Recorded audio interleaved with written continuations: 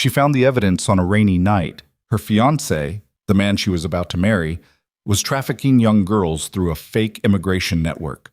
And now, his men were hunting her in an underground parking garage with guns in hand. Every escape route was blocked. Everything she believed in had just crumbled. In desperation, Selena Vale climbed into an armored SUV parked in a dark corner, and the man inside turned to look at her. Damian Ryker, the most feared mafia boss on the East Coast of America. If you enjoy dramatic crime stories, hit like now and comment the city you're viewing so I know how far my story has progressed.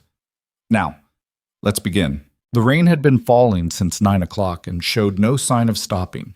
Selena Vale was running in heels. Not the careful, quick-stepping trot of a woman late for a meeting. Running. The kind of running that tears the skin off your heel and fills your shoe with blood before you even feel it. The kind that happens when your body understands something your mind is still refusing to accept.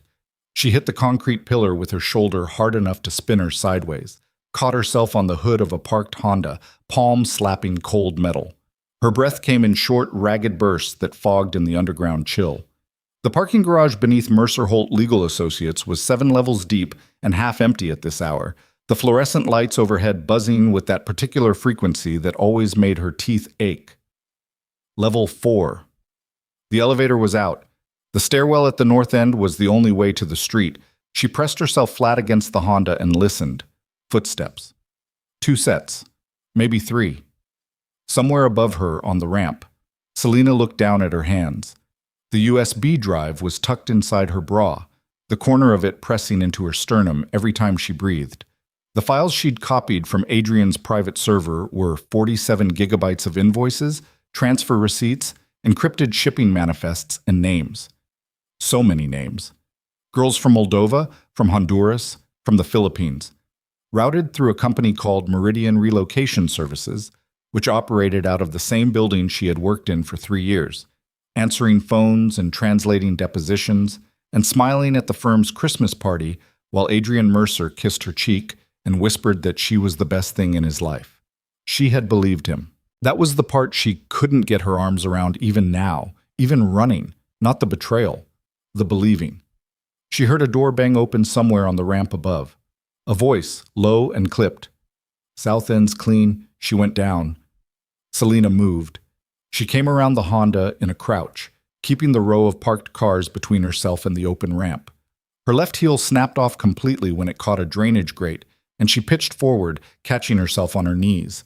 The concrete tore through her stockings. She barely registered it. She was up again in 2 seconds, one heel, one flat foot, listing to the side like a boat with a broken rudder. The north stairwell was 40 feet ahead. The heavy fire door was propped open with a yellow parking cone. She was halfway there when the door opened from the other side and a man stepped through. Thick neck, gray jacket, his right hand was at his hip. Selena stopped. He saw her the same instant. For a moment, neither of them moved. The fluorescent light buzzed above them, throwing everything in that flat, shadowless white that made people look like photographs of themselves. Then his hand came up and Selena turned and ran in the opposite direction, deep into the garage, into the dark section where the lights had burned out and nobody had bothered to replace them. She ran blind, one hand trailing along car hoods, using them like a guide wire. She could hear him behind her, shoes slapping the wet concrete, and above that the distant voice from the ramp calling out a direction. She turned a corner hard, skidded on oil-slicked concrete, and caught herself against the side of a vehicle so large and black it seemed to absorb the dark around it. An SUV, armored by the look of the body panels, blacked-out windows, no plates visible from her angle. Engine off, but the car felt occupied in the way that some cars do, some quality of weight and presence that has nothing to do with sound. Selena yanked the rear door handle. It opened. She threw herself inside. The interior smelled of leather and something faintly chemical like gun oil. She pulled the door shut as quietly as she could manage and sank low into the footwell, pressing herself against the back of the seat. Her heart was hammering so hard she could feel it in her ears, her fingertips, the back of her throat. She pressed both hands over her mouth. Outside, footsteps. Getting closer. A flashlight beam swept under the cars nearby. The man in the driver's seat didn't move. He was just a silhouette from her angle. Broad shoulders. hands resting loose on the wheel even though the engine wasn't running, like he'd been waiting. There was someone in the passenger seat, too. She could see the back of a head, close-cropped hair still as stone. Selena did not speak. She barely breathed. The flashlight beam passed over the back window, moved on. She counted to 30. Her knees were bleeding. She could feel it now, the slow, warm seep soaking through what was left of her stockings. Her hands were shaking against her own face. The man in the passenger seat turned around. He did it slowly, like a man who had decided to do something and had decided to take his time doing it. The movement was completely unhurried. He rested one arm along the back of the seat and looked at her. Selena had seen Damian Ryker's face before. Once, at a fundraiser Adrian had dragged her to, some charity dinner for a hospital wing with too many people in expensive clothing who knew each other in ways they didn't discuss publicly. Ryker had been across the room, talking to no one, drinking something amber from a crystal glass. She'd noticed him the way you notice a piece of furniture that isn't quite right. The color slightly off, the proportions slightly wrong for the space. Adrian had seen where she was looking and had said, very quietly, "Don't." That was all. Just don't. Now Damian Ryker was looking at her from 12 inches away with eyes that were dark and completely expressionless, and Selena felt the specific terror of understanding that she had made a catastrophic mistake, and there was nothing left to do about it. "Please," she said. Her voice was barely functional. "Hide me." He looked at her for a moment the way a doctor looks at an X-ray. Processing, cataloging, his face gave nothing. Outside, she heard the men talking, 2 of them now, close. A third voice on a radio somewhere. Riker's eyes moved from her face to the window for approximately 1 second, then back. "One condition," he said. His voice was quiet, not whispering, quieter than a whisper, the kind of controlled low register that comes from never needing to raise it. A voice calibrated for rooms where everyone was already paying attention. Before she could answer, the car started. Not loud. A smooth, almost silent ignition, the engine coming alive with so little effort it felt organic, like breathing. The driver, who had not turned around once, had not acknowledged Selena's presence in any visible way, eased the SUV forward with absolute calm, moving through the garage at a pace that was neither hurried nor slow, just deliberate. Through the blacked-out rear window, Selena watched Adrian's men moving between cars with flashlights. One of them was less than 20 feet away. He turned as the SUV passed, shielding his eyes against the headlights, and for a moment she thought he would see her through the glass. The SUV did not stop. It rolled up the exit ramp, paused at the gate while the driver produced a card that shouldn't have worked there, then pulled out onto Meridian Street into the rain. Selena sat up slowly from the footwell. Her legs were trembling. She looked out the rear window and watched the garage entrance shrink behind them, the man with the flashlight still standing at the bottom of the ramp, growing smaller. She sat back against the leather seat. The USB drive was still pressing into her sternum. She looked at the back of Damian Ryker's head. He had turned forward again. He was watching the street. In the reflection of his window, half obscured by rain, she could just make out his profile. Straight nose, hard jaw, that particular stillness that had nothing to do with relaxation. "What condition?" she said. He didn't answer immediately. A full block passed. The rain intensified, hammering the roof in a white noise that swallowed the city outside. "You stay exactly where I tell you," he said finally, "until I decide it's done." Selena stared at the back of his head. "What does that mean?" "It means what it means." "I don't know you. You knew enough to get in the car." She had no answer for that. She looked out the window. They were heading west, away from the financial district, into the older part of the city, where the streets narrowed and the buildings pressed close, and the lights reflected off wet pavement in long, broken streaks. "I'm not your prisoner," she said. "No," Ryker said. "You're not." "Then what am I?" He was quiet for another moment. "Inconvenient," he said. It wasn't meant as cruelty. That was somehow worse. It was a simple factual assessment, delivered without the faintest edge of humor or regret. She was a problem. She had introduced herself into his vehicle and thereby into his evening, and he was dealing with it the way he apparently dealt with problems, with absolute efficiency and complete disregard for the emotional temperature of the room. Selena reached up and pressed the back of her hand against her lip, checking for blood. There was some, from when she'd caught the concrete pillar with her face. She hadn't noticed until now. She noticed now. Her whole face was starting to report in, the cheekbone, the shoulder, both knees. "Where are you taking me?" she said. "Somewhere safe." Safe for who? She saw in the window reflection something that might have been the ghost of an expression cross his face and disappear. Not a smile exactly, something adjacent to acknowledgement. "Both," he said. They drove for 40 minutes, long enough that Selena stopped watching for landmarks and started cataloging instead. Her injuries, her assets, her options. The injuries were manageable. The assets were one USB drive, one cracked phone with 40% battery, the clothing she was wearing, and the particular set of skills that had made her valuable to Adrian Mercer in the first place, and might make her valuable to this man for reasons she didn't yet understand. The options were limited to whatever this situation turned out to be. The driver took them north along the river, then east, then through a neighborhood she didn't recognize. Old industrial, brick facades, the kind of area that had been scheduled for redevelopment for 20 years and had resisted it through sheer accumulated weight. Eventually, the SUV turned through an iron gate that opened without anyone touching it, down a private drive, and stopped in front of a building that was larger than it looked from the gate. Blackwater House. She wouldn't know the name for another 2 days. That night it was just a building, 3 stories of dark stone set back from the water, with the skeletal frame of what might have been a warehouse or a factory somewhere at its rear. Security lights on motion sensors lit the drive as they approached. There were cameras everywhere, if you knew how to look for the small tell of their placement. She knew, because Adrian's building had been the same way, and she'd spent 3 years learning how not to think about it. She got out of the car when the driver opened the door. He was young, mid-20s, with a fighter's nose and careful eyes that met hers for exactly 1 second before sliding away. Damian Ryker got out on the other side. Standing up, outside the car, he was different. In the SUV, he had been a presence. Out here, he was a fact. Tall, lean in the specific way of men who are economical rather than thin, wearing a dark suit with no tie and the collar open, one button.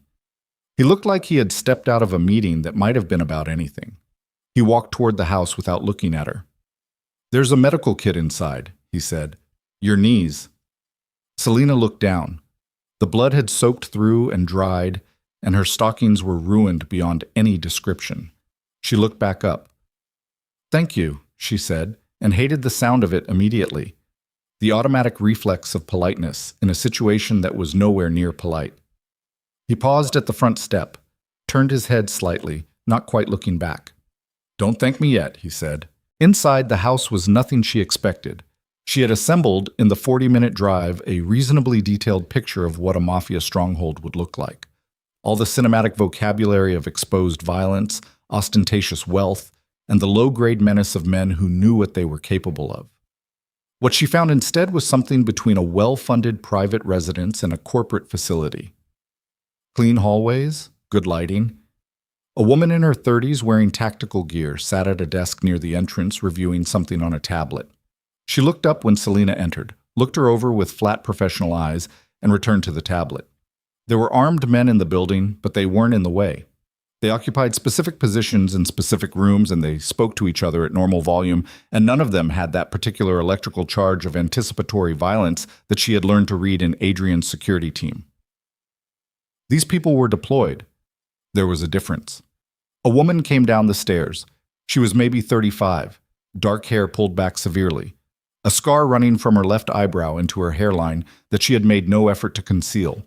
She was wearing black tactical pants and a fitted long-sleeve shirt, and she moved like someone who had been trained to cover ground quickly without appearing to.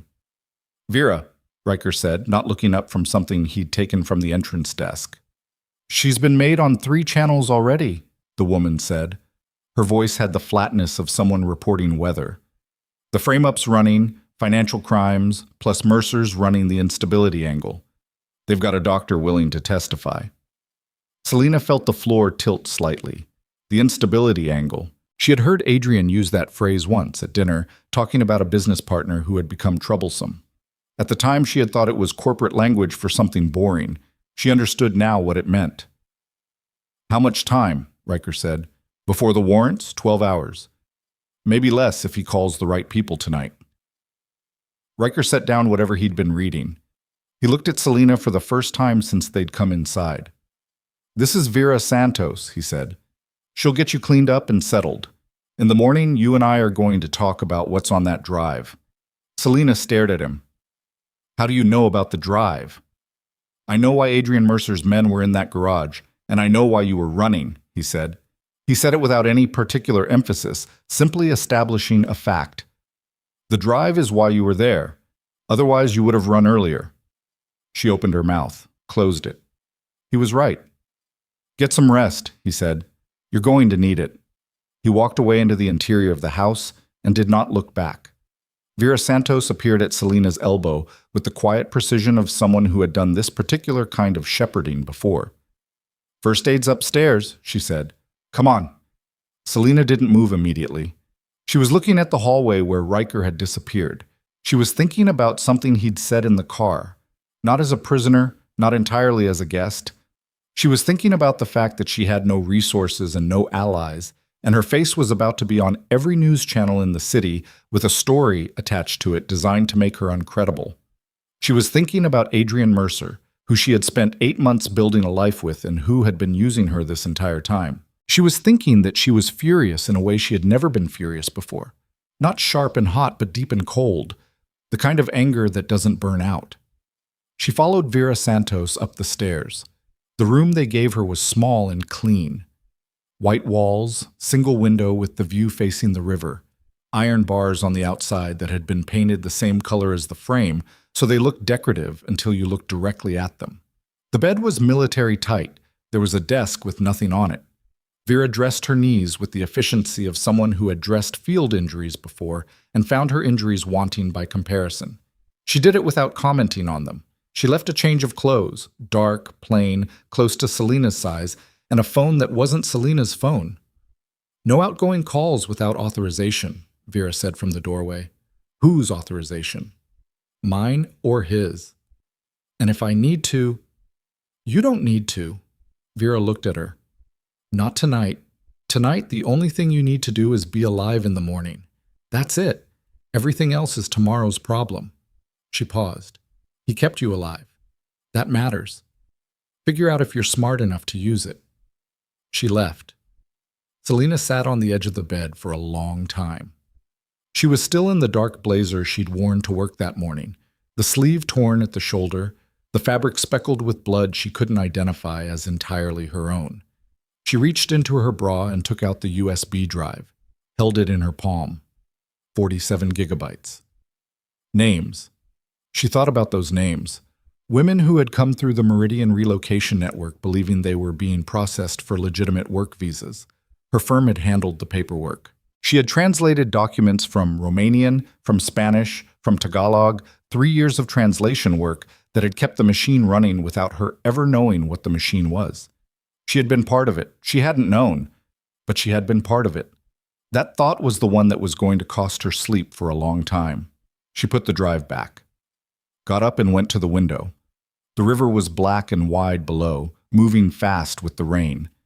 The city on the far bank was a blur of light behind the weather. She was thinking about what Damian Ryker had said. One condition. He hadn't told her the condition yet. He'd named the shape of it. She stays, he decides when it ends, but not the substance. Not what he actually wanted from her.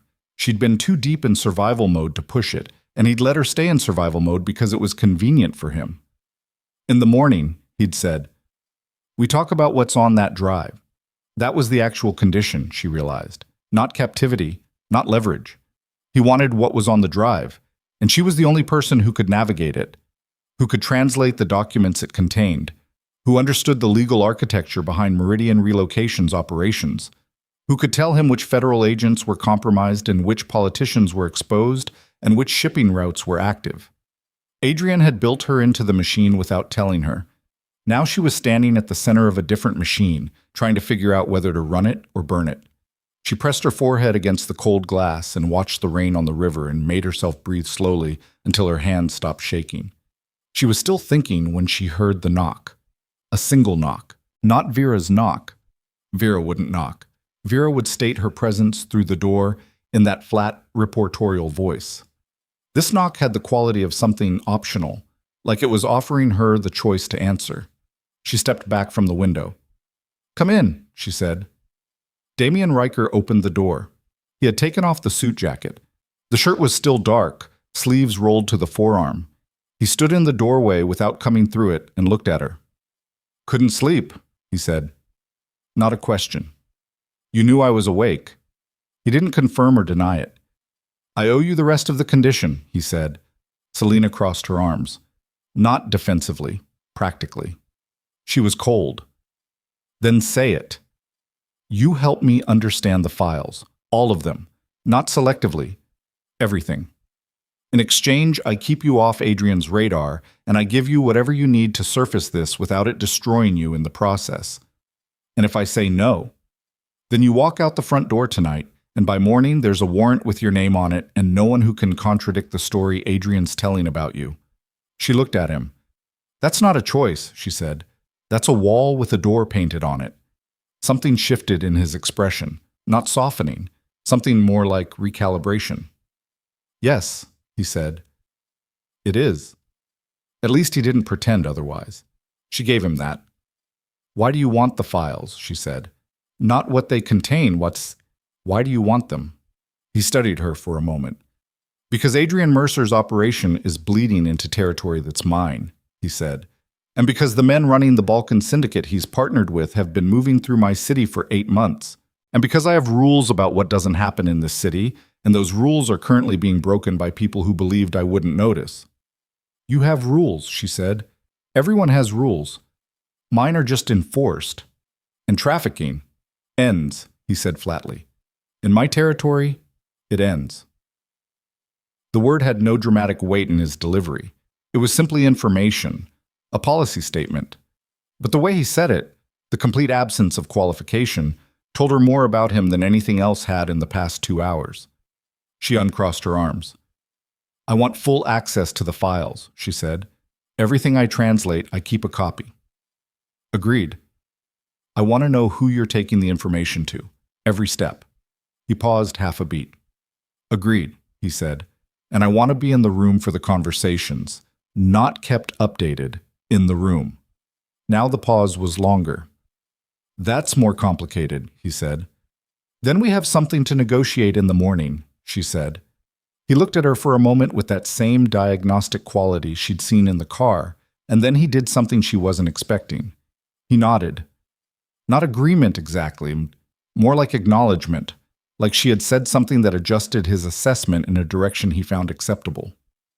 "Get some sleep," he said. He pulled the door closed. Selena stood in the middle of the room and listened to his footsteps move down the hallway and fade. She sat on the edge of the bed again, pressed her thumb and forefinger against the bridge of her nose. She was not safe.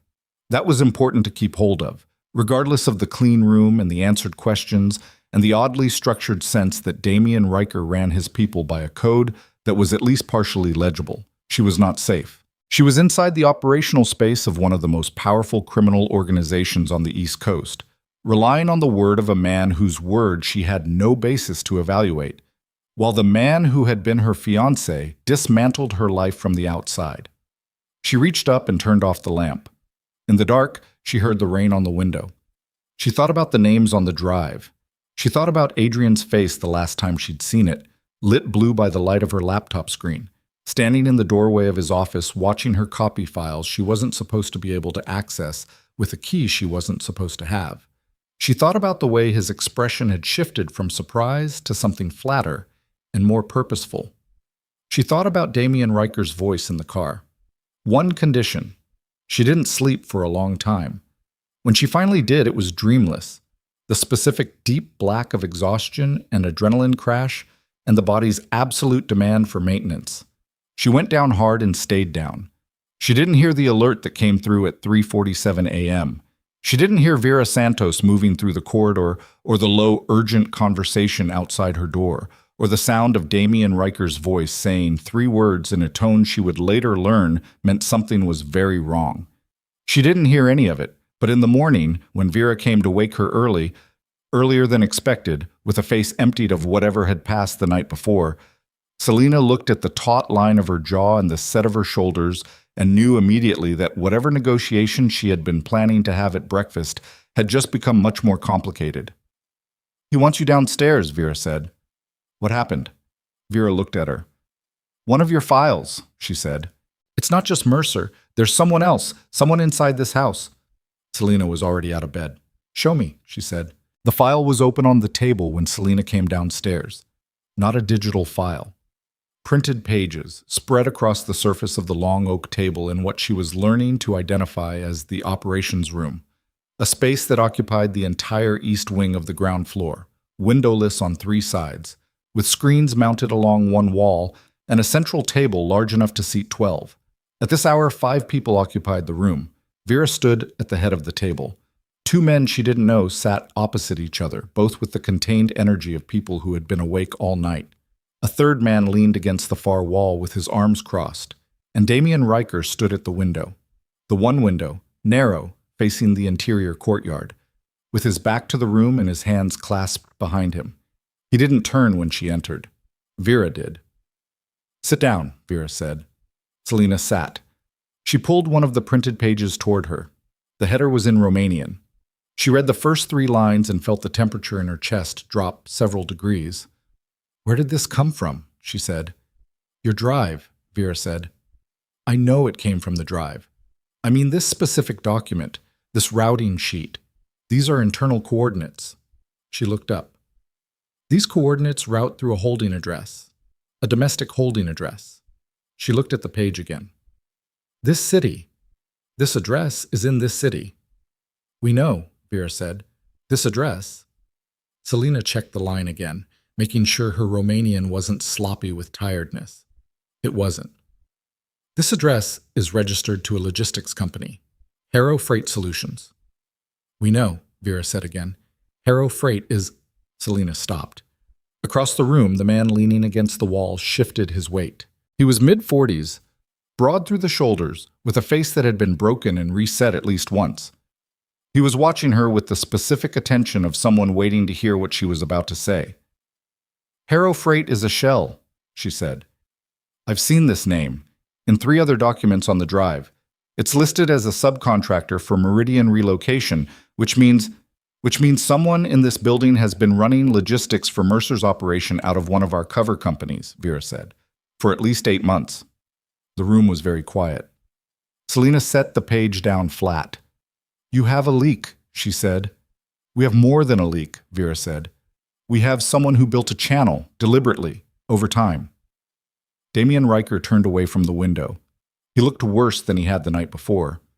Not physically, not visibly, but in some quality of the air around him that had tightened.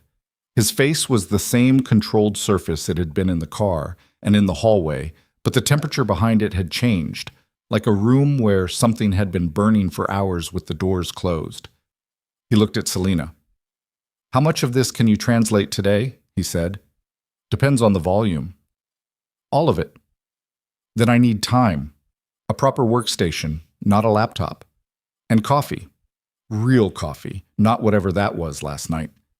Something moved in Vera's expression that wasn't quite amusement. "The documents with the Harrow Freight references specifically," Ryker said. "Those first. How many are there?" 43 pages. Selena calculated.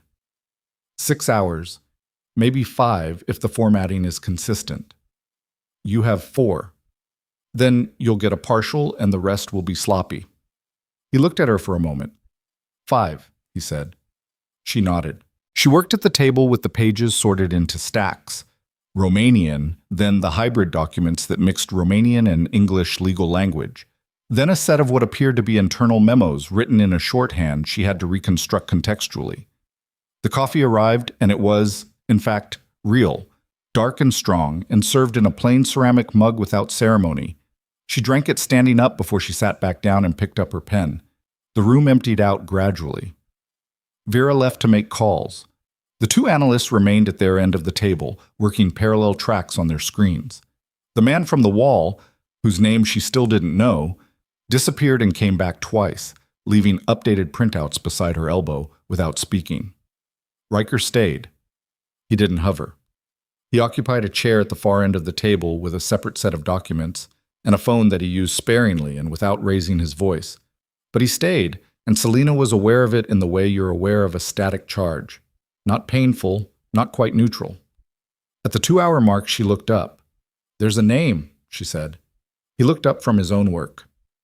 In the Harrow Freight memos, the person authorizing the routing changes, they used initials in the first 4 memos, and then, she found the page, in this one, dated 11 weeks ago, whoever wrote it used the full name. Either they got sloppy or they didn't think it mattered anymore. She slid the page down the table. He looked at it. His face did not change, but his right hand, resting on the table beside the page, went very still. Completely still. The stillness of a man who is not allowing himself to do what his hands want to do. He picked up the page, looked at it for approximately 4 seconds, set it back down. "Keep going," he said. "Ryker, keep going." His voice hadn't changed in volume or tone, but there was something in it now that had not been there before. Some fundamental alteration in the quality of the quiet that made the two analysts at the far end of the table both find reasons to look at their screens. Selena kept going. She finished the Harrow Freight documents at the 4-hour mark and moved to the secondary set without being asked. The secondary set was worse. It was worse because it was more detailed, itemized, dated, with financial transfers that traced back through 4 layers of corporate structure and emerged at their origin point from an account she recognized. She had seen that account number before. She put her pen down. "This account," she said. Ryker looked up. "This is the payment source for the Harrow Freight authorizations. This account." She turned the page toward him. "I've seen this number in Adrian's personal files, not the firm's files. His personal files. You have access to his personal accounts. I had access. I had a lot of access I wasn't supposed to have, it turns out. I thought he trusted me." She heard how that sounded. "I was an idiot." "You were targeted," Ryker said. "Same result." He looked at her steadily. "Not the same," he said. She didn't answer. She turned the page back toward herself. The account number sat at the top of a transfer log that covered 14 months and moved substantial money through Harrow Freight and 2 other shell companies, and eventually, through a chain she was only partially able to follow, into operational payments for Meridian Relocation's transportation contracts. 14 months. "He's been running this for over a year," she said. "Yes, and whoever inside your organization was helping him. They've been feeding him information for at least 8 months of that." "Yes."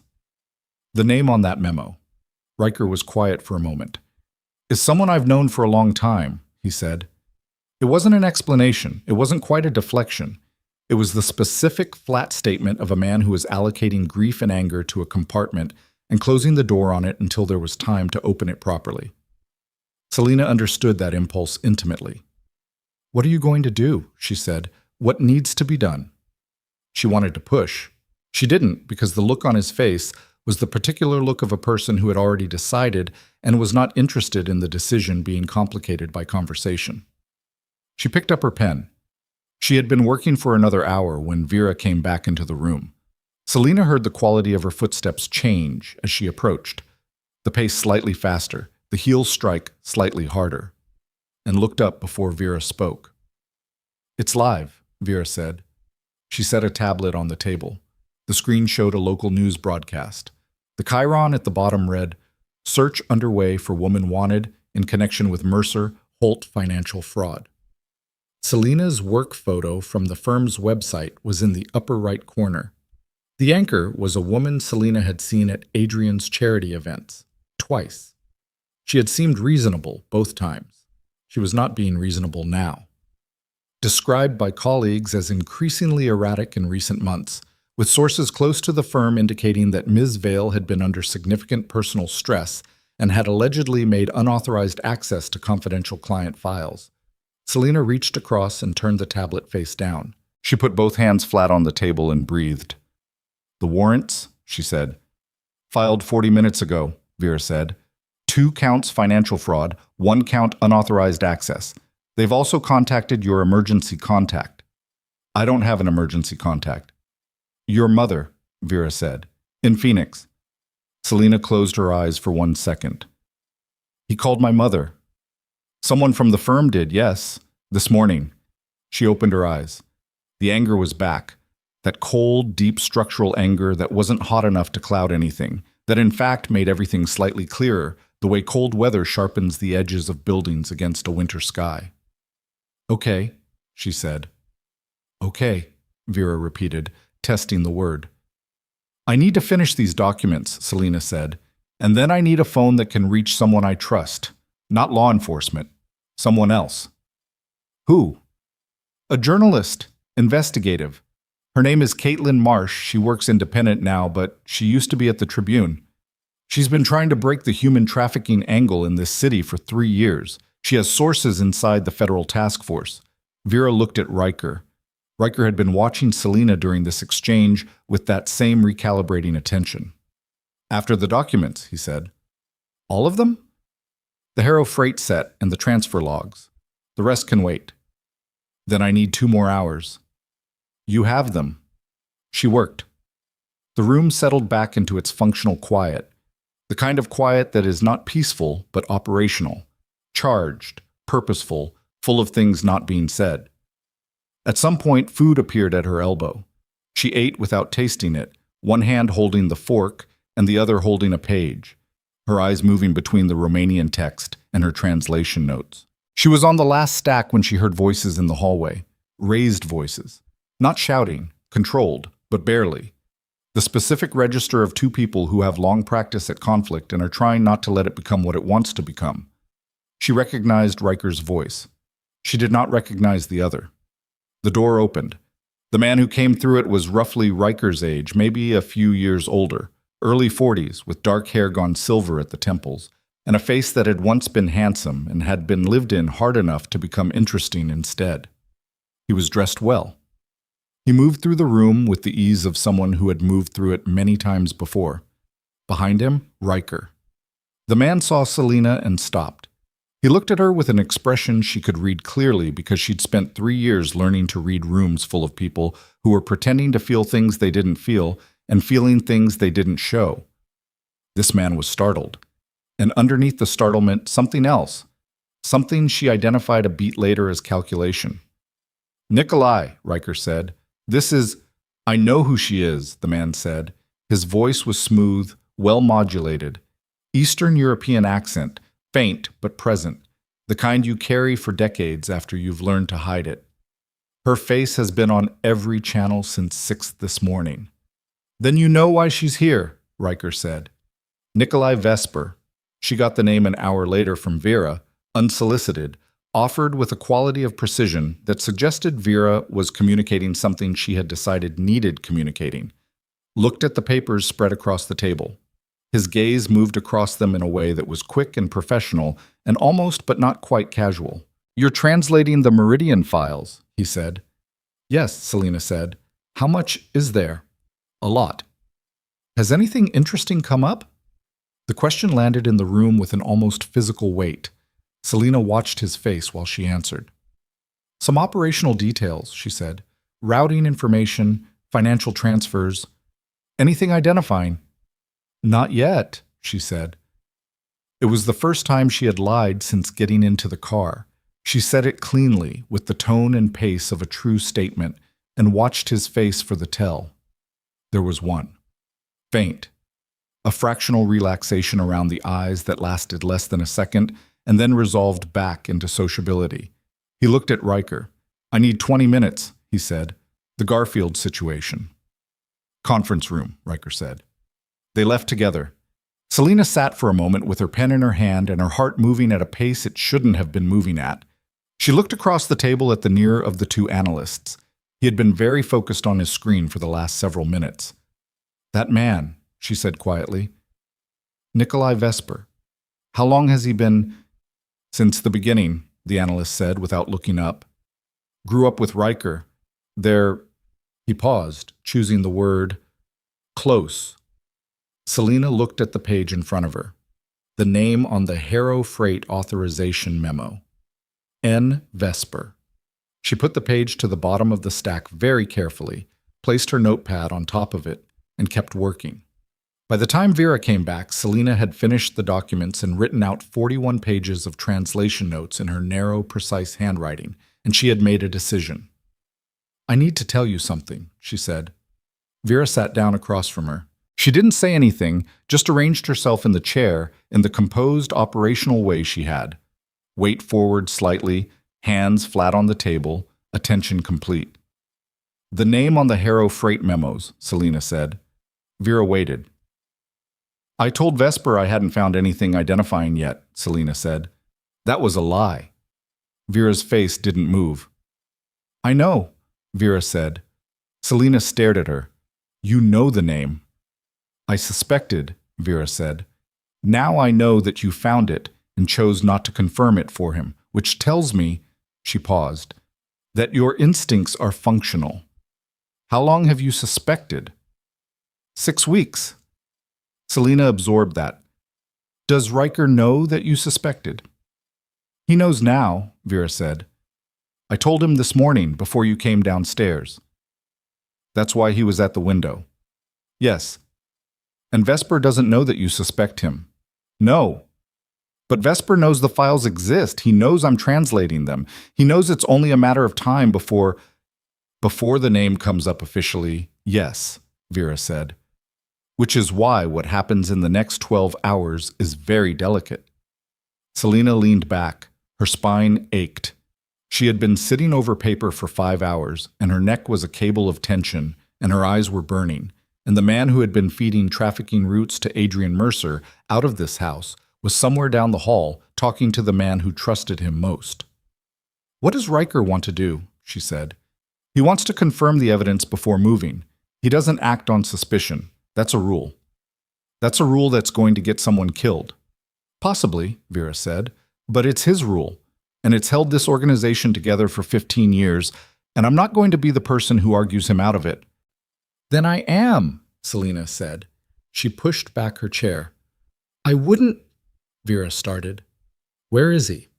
Vera looked at her for a long moment with an expression that contained several things at once: assessment, something that might have been reluctant approval, and the clear professional evaluation of whether to physically prevent this. She didn't stand up. "Conference room's at the end of the East Hall," she said, "but Vesper's still in there." "Good," Selena said.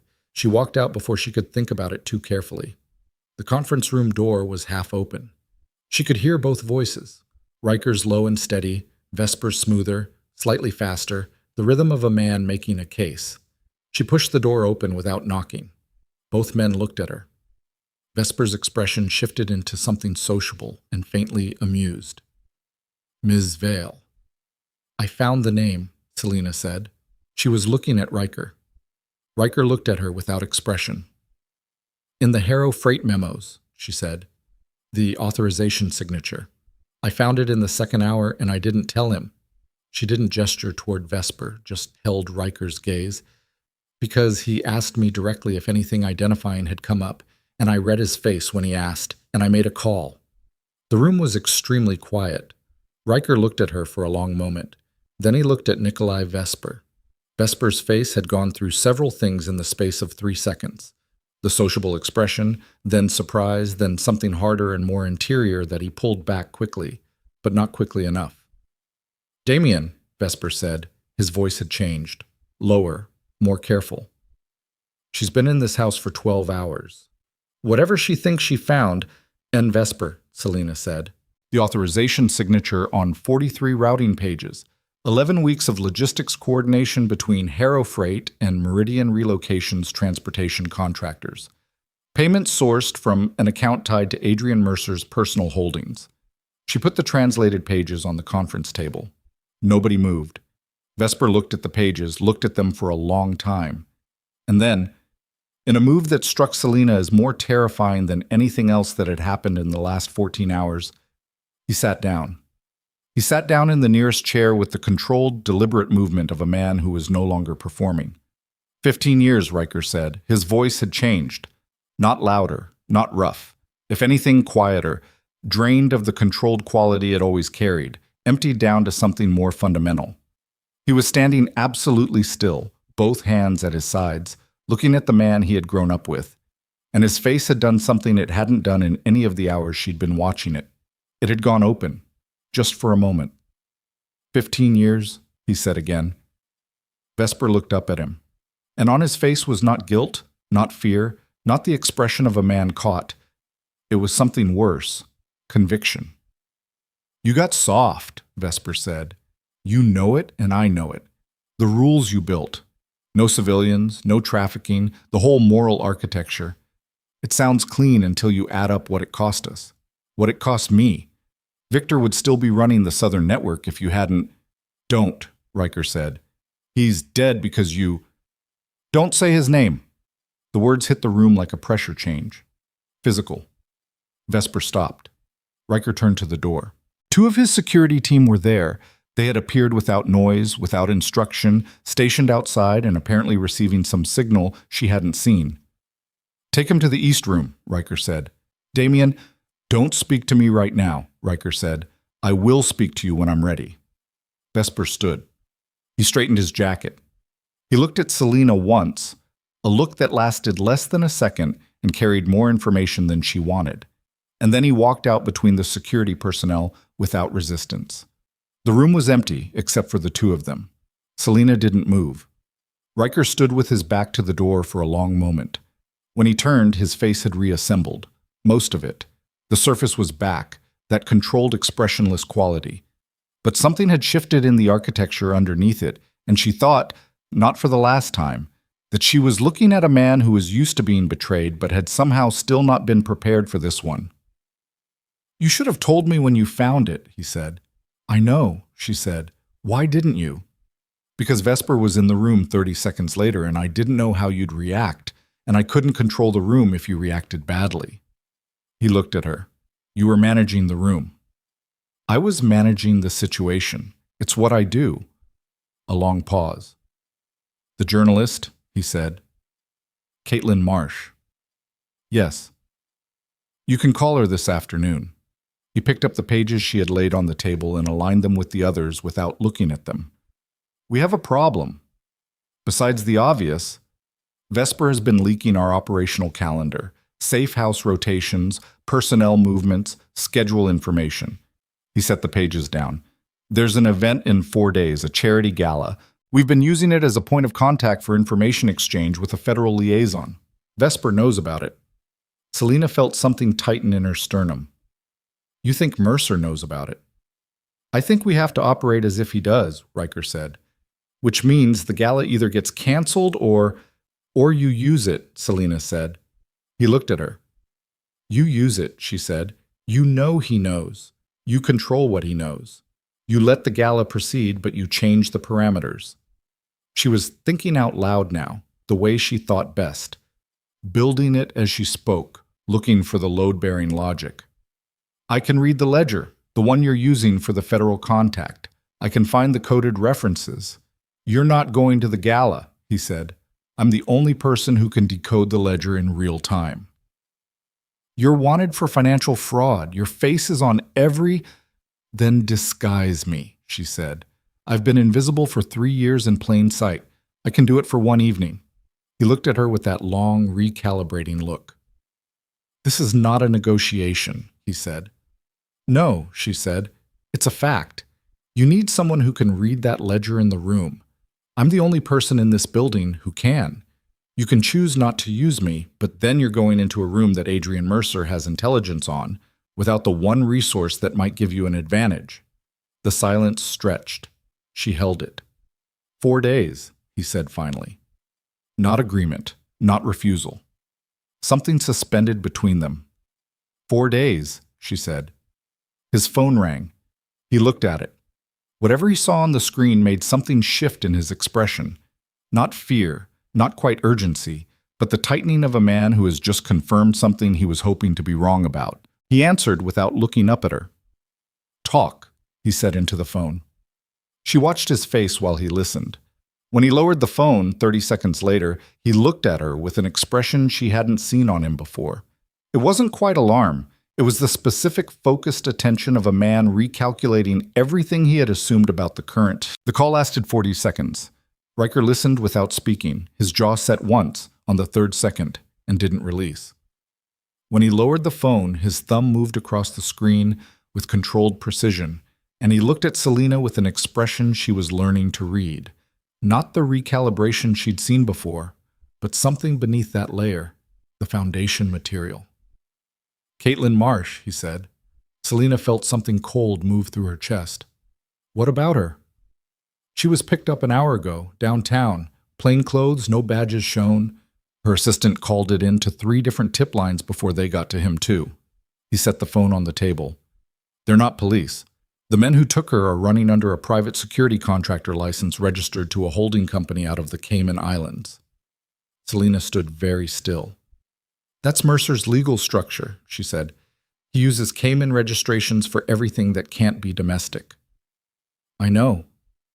He took her because I mentioned her." Her voice came out flat. She heard it, noted the flatness, understood it as the sound of a person keeping themselves operational. "He's been monitoring the house." "Not the house," Ryker said. "The phone you used last night, the one Vera gave you." The room went very quiet in a way that had texture and weight. Selena looked at the phone sitting on the conference table 3 feet from her. She looked at it the way you look at something after you understand what it actually is. "Vera gave me a compromised phone," she said. "No," Ryker said. "Someone swapped it, between the time Vera took it from storage and the time it reached your room." "Vesper." "We don't know yet." "It was Vesper," she said. "The timing.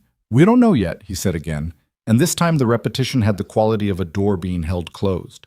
"What I know is that Mercer has been listening to every conversation conducted near that phone since it was placed in your room, which means he knows about the gala," Selena said. "Yes." "He knows about Caitlin." "Yes." "He knows about the Harrow Freight documents and what I found and—" She stopped. Her mind was running the calculation and arriving at the same number from every direction. "He knows Vesper was identified." Ryker picked up the phone from the table and pocketed it. "Which means," he said, "that in the next few hours Mercer is going to move. Not in 4 days. Now. Because he knows his internal asset has been compromised, and he knows we have the evidence, and he knows the journalist he was planning to use as leverage is already in custody." He straightened. "The gala doesn't happen in 4 days. It happens tonight." Selena stared at him. "Tonight?" "There's a preview event, a private dinner, 60 guests, same venue. It was scheduled before the main gala. I've been attending it for 4 years as a donor." He looked at her. "The federal liaison will be there. If we can transfer the ledger data tonight, before Mercer repositions, the information reaches the task force before he can bury it." "And if he's already repositioning?" "Then we're late and people die," Ryker said, "which is why we're not going to be late." She looked at him for a moment. "I need 2 hours," she said. "You have 90 minutes." She took the 90 minutes and used every second of them. Vera found her a dress, dark green, fitted, expensive in a way that was architectural rather than decorative, and a woman named Dasha who worked somewhere in the building's support structure and had the quick, precise hands of someone trained in theater makeup. The transformation took 40 minutes. Selena sat in front of the bathroom mirror and watched her own face become someone adjacent to herself.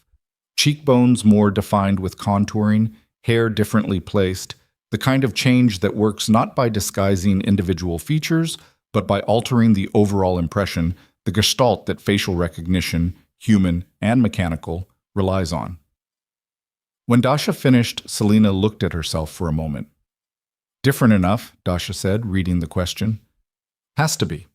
"It is." Dasha began packing her case. "From cameras, definitely. From someone who knows your face well." She paused. "Depends on the lighting and how close they get." "Neither of those will be ideal," Selena said. "No," Dasha agreed. "They won't." She found Vera in the equipment room and took the earpiece Vera held out without being asked. It was small, skin-toned, and sat deep enough in the canal to be invisible unless someone was looking directly into her ear at close range. "Channel 3, Vera said. "I'll be on it. 2 of ours will be in the room. You won't know who they are, and you don't need to. And Ryker. He'll be with you." "As what?" His usual cover. He donates to the hospital foundation running the event. He's attended as a businessman for 4 years and nobody has ever looked at him twice. She paused. He's very good at it. I noticed, Selena said. Vera gave her a look that contained something she couldn't immediately categorize. He doesn't bring people into the field, Vera said. Not civilians, not people he's responsible for in the way he's responsible for you. I'm not a civilian. You're not one of us either. Is there a point coming? Vera held her gaze for a moment. Be careful tonight, she said. Not about the room, about him. He doesn't recalibrate well when something goes wrong with someone he's... She stopped, chose a different path through the sentence. Just be careful. Selena thought about several responses. She chose the simplest. I'll be careful, she said. The car left at 7:45. It was a different car than the SUV, a sedan, dark gray, understated. The driver was the same young man from 2 nights ago, the one with the careful eyes. He drove without music and without conversation, and Selena sat in the back beside Damian Ryker and watched the city move past the windows and tried to make her breathing regular. Ryker was in a dark suit with a tie. The whole architecture of him different in formal clothes, contained differently, the lethality less visible, the authority more conventionally legible. He looked like a man who belonged at donor dinners. That was, she understood, an extremely cultivated skill. The ledger, he said quietly. They were 6 minutes from the venue. The relevant pages are in the inside pocket of my jacket. I'll pass them to you during the first course. And the federal contact. Woman named Hargrove. Deputy Section Chief, currently on administrative reassignment while her unit investigates the Balkan Syndicate connection. She doesn't officially exist at this dinner. What does she look like? Late 50s, silver hair, short. She'll be at table 7, and she'll be introduced to you as a university dean. He paused. She's the real thing. I've been working with her for 2 years. Does she know about Vesper? She does now. Selena looked at the city moving past. After tonight, she said, if the transfer goes through. Caitlin Marsh, we're working on it, he said. That's not an answer. It's the only answer I have right now. She looked at him. His profile against the passing lights was very still. The people on that drive, she said, the women, the ones still in the system, are any of them? 3 active transit routes identified in the documents. We have people moving on 2 of them already. He paused. The 3rd requires the ledger data to pinpoint the endpoint. Tonight, she said. Tonight, he agreed. The venue was a private club on the north side of the financial district, one of the pre-war buildings with stone facades and narrow windows, and the self-assured permanence of money that had never needed to announce itself. A canopy at the entrance, valets, guests arriving in small clusters. The dinner had 60 attendees and the room inside was warm and overlit in the way of formal events, too many candles trying to create intimacy in a space designed for display. They went in together. Riker's hand was at the small of her back for the 15 seconds it took to pass through the entrance and into the main room, and she was aware of it as a specifically functional gesture. Not intimate, not possessive, but legible. A social signal. They belonged to the same table. They had arrived together. Look elsewhere. She looked at the room. 60 people. She made a fast inventory, the kind she'd learned to do at Adrian's events, reading the power dynamics from posture and eye contact, and who moved toward whom when someone new entered. Table configurations, sight lines. The positions of the 2 men she suspected were Riker's regardless of what they looked like. She found them in under a minute. One near the bar, nursing something he wasn't drinking.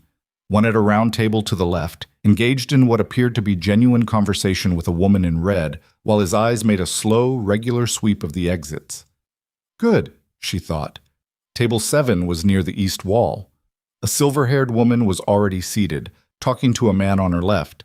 And when her eyes moved across the room and found Ryker, they stayed there for exactly 1 second before returning to her conversation. That was Hargrove. The first course arrived 20 minutes into the dinner, and Ryker passed her the folded pages with the ease of a man handing his companion a note about the menu. No pause, no significance, absorbed into the natural movement of the meal. She opened them in her lap under the table and began reading.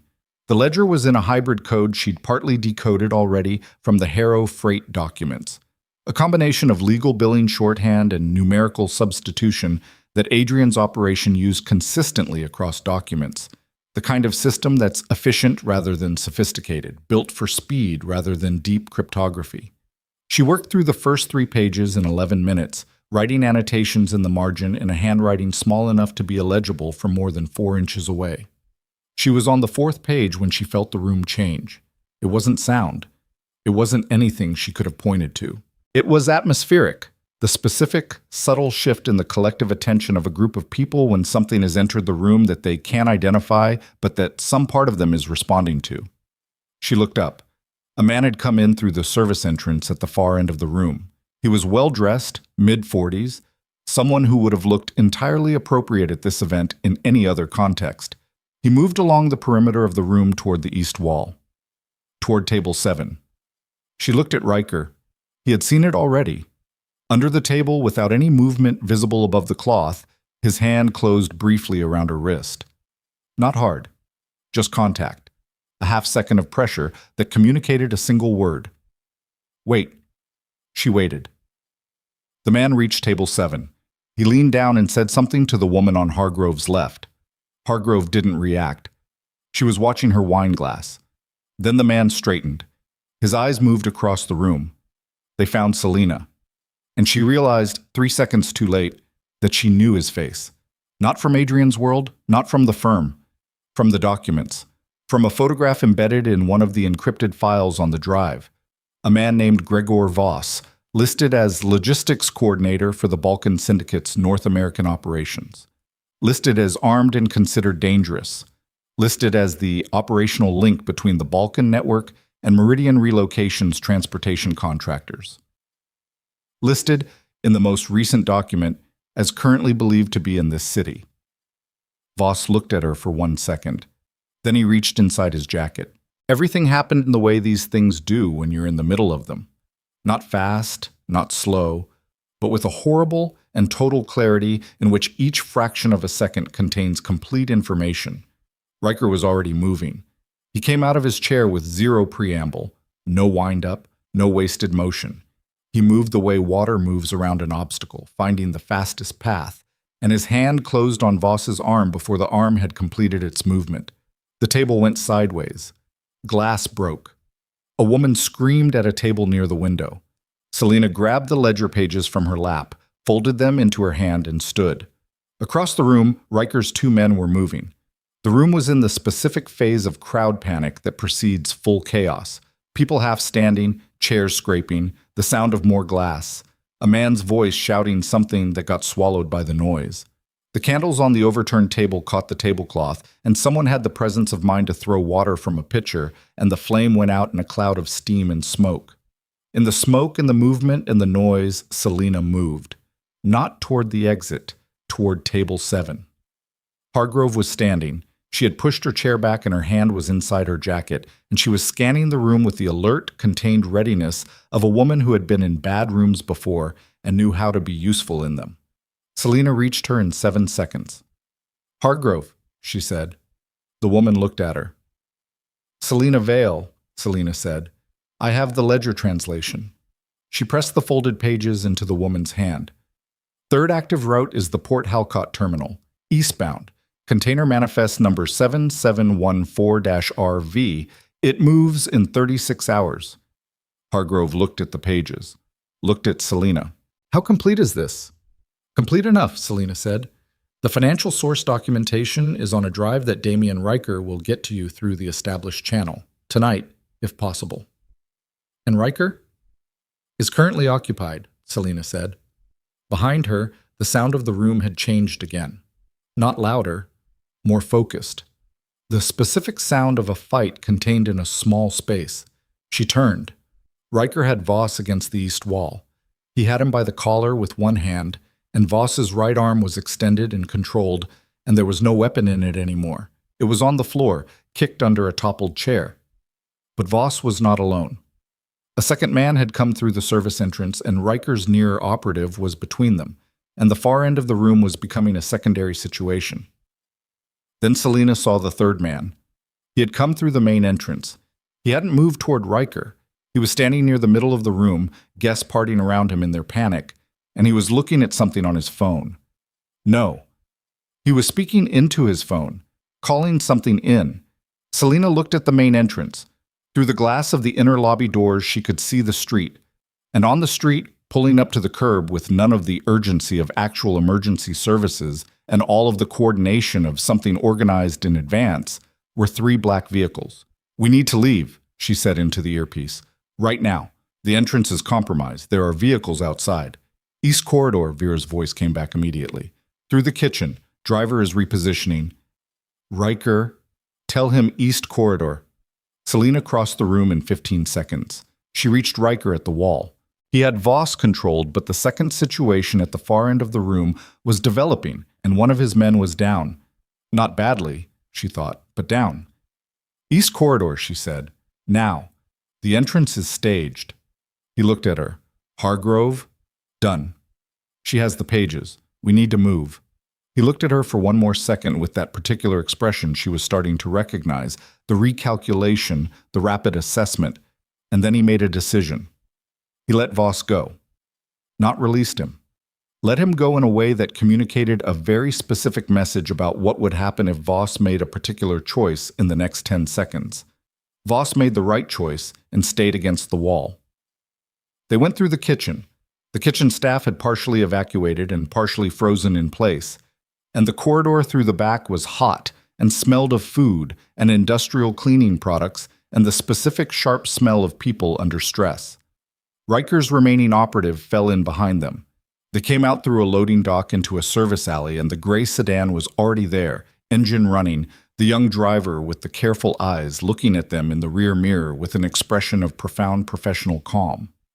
They were inside and moving before the doors were fully shut. Nobody spoke for 2 full minutes. The city moved past. Ryker was watching his phone.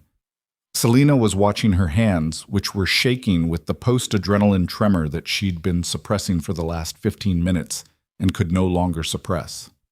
"Hargrove has the ledger," she said. "I know. I told her about Port Halcott, the container number, the timeline." "I heard." He was still watching his phone. His face was closed and operational. "Voss," she said. "He recognized me. How? I don't know yet. The compromised phone. If they've had audio, we know what they have. We're working with that." He looked up from the phone. "You did well in there." She looked at him. "Don't," she said. "Don't what?" "Don't give me the debrief compliment. I'm not one of your people." He held her gaze for a moment. "No," he said. "You're not." She looked back out the window. Her hands were still shaking. She pressed them flat on her thighs and held them there. They were 15 minutes from Blackwater House when Ryker's phone rang. He answered it, listened for 4 seconds. "When?" he said. A pause. "How many?" Another pause. When he lowered the phone, his face had gone to a place she hadn't seen it go before. Not the controlled surface, not the recalibration. Something below all of that. Something that had no performance in it at all. "Vesper's gone," he said. She looked at him. "He had someone on the inside of the holding arrangement," Ryker said. "Guard on the east room. He's been out for at least 2 hours." He was very still. "He had 2 hours while we were at the gala." Selena calculated. "The drive," she said. "The copy," Ryker said. "He took the working copy." "But Hargrove has the ledger pages." "Yes, that's contained." He looked at her. "But the original drive, the full 47 gigabytes, Mercer doesn't have it. You do. It's in your possession, which means Vesper went to Mercer," Selena said. "And Mercer knows the ledger data has been transferred to Hargrove, so he can't stop the Port Halcott intercept."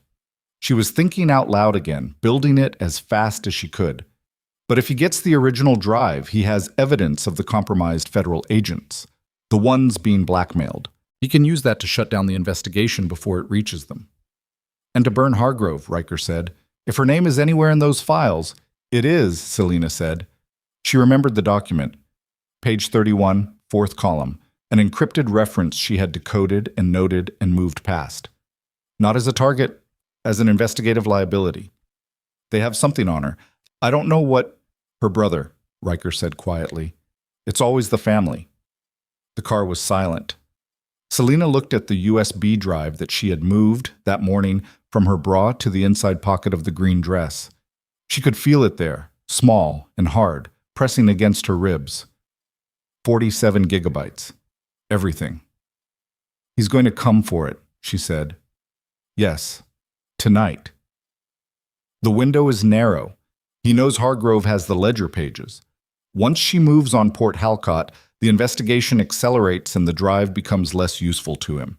He has, Ryker checked his watch, maybe 6 hours before the Port Halcott operation begins and the momentum becomes unstoppable. 6 hours to get the drive. Yes. So he'll hit the house. Or he'll hit you before you reach it, Ryker said. She looked at the driver, at the windows, at the city outside. She looked at Ryker. We're not going back to Blackwater, she said. No, he said.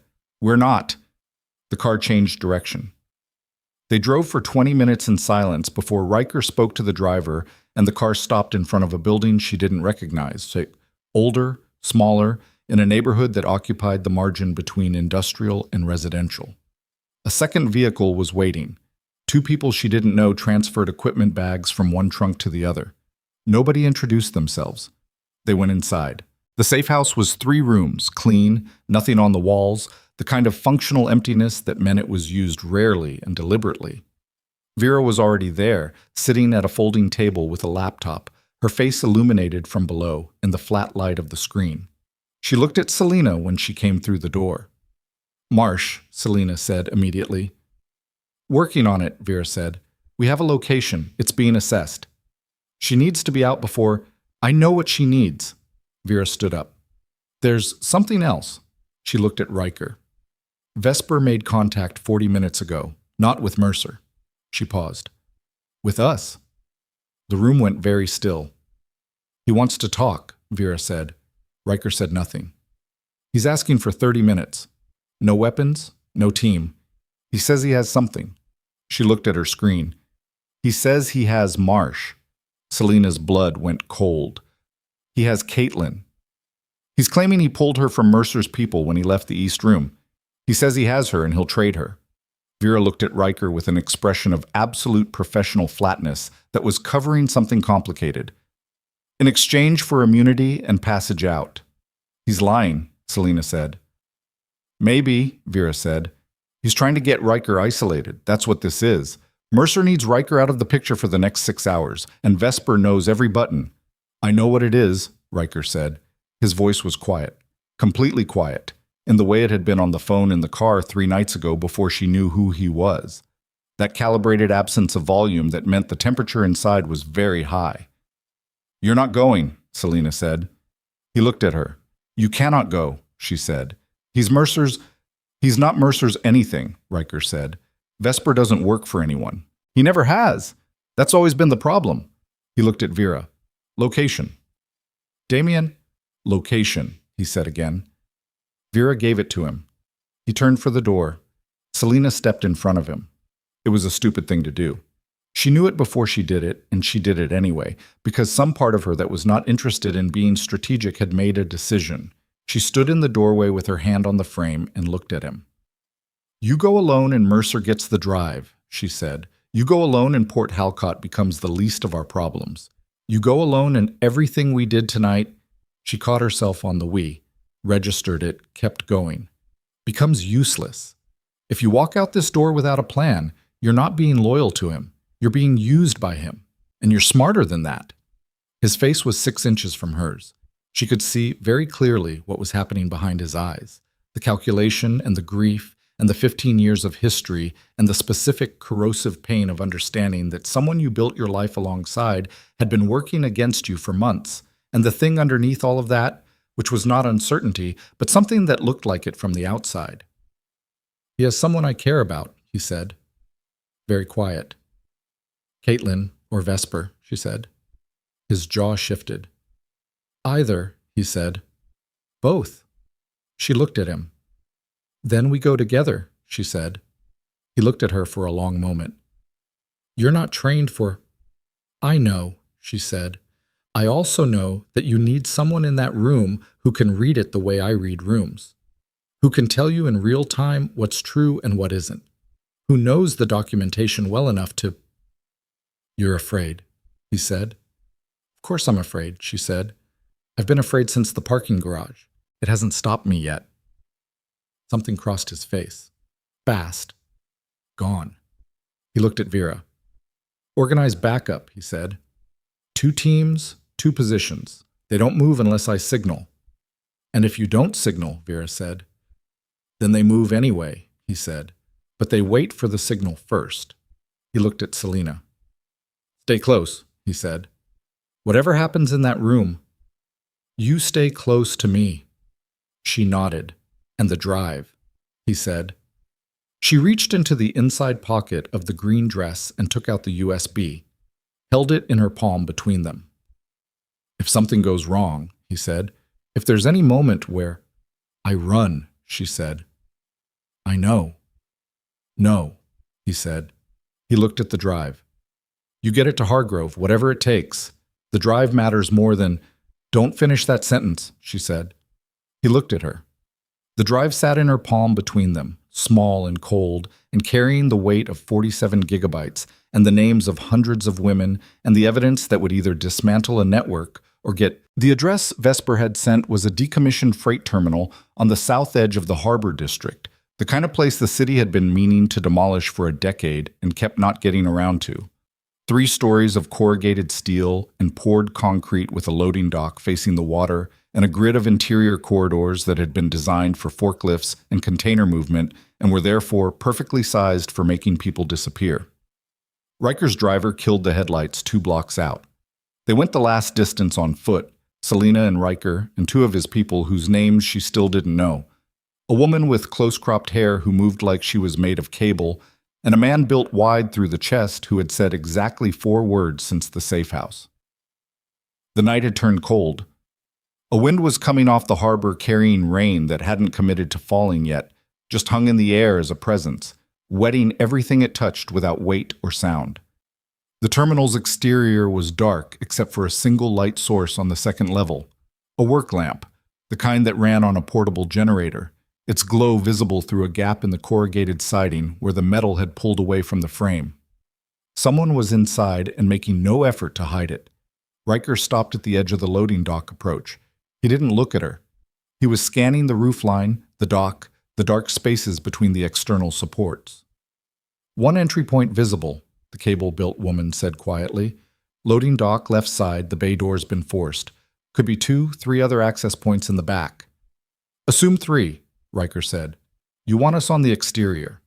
East and west corners. Wait for the signal. He paused. If the signal doesn't come in 20 minutes, come in anyway. Copy. They peeled away into the dark without a sound. Ryker looked at Selena. You understand what we're walking into.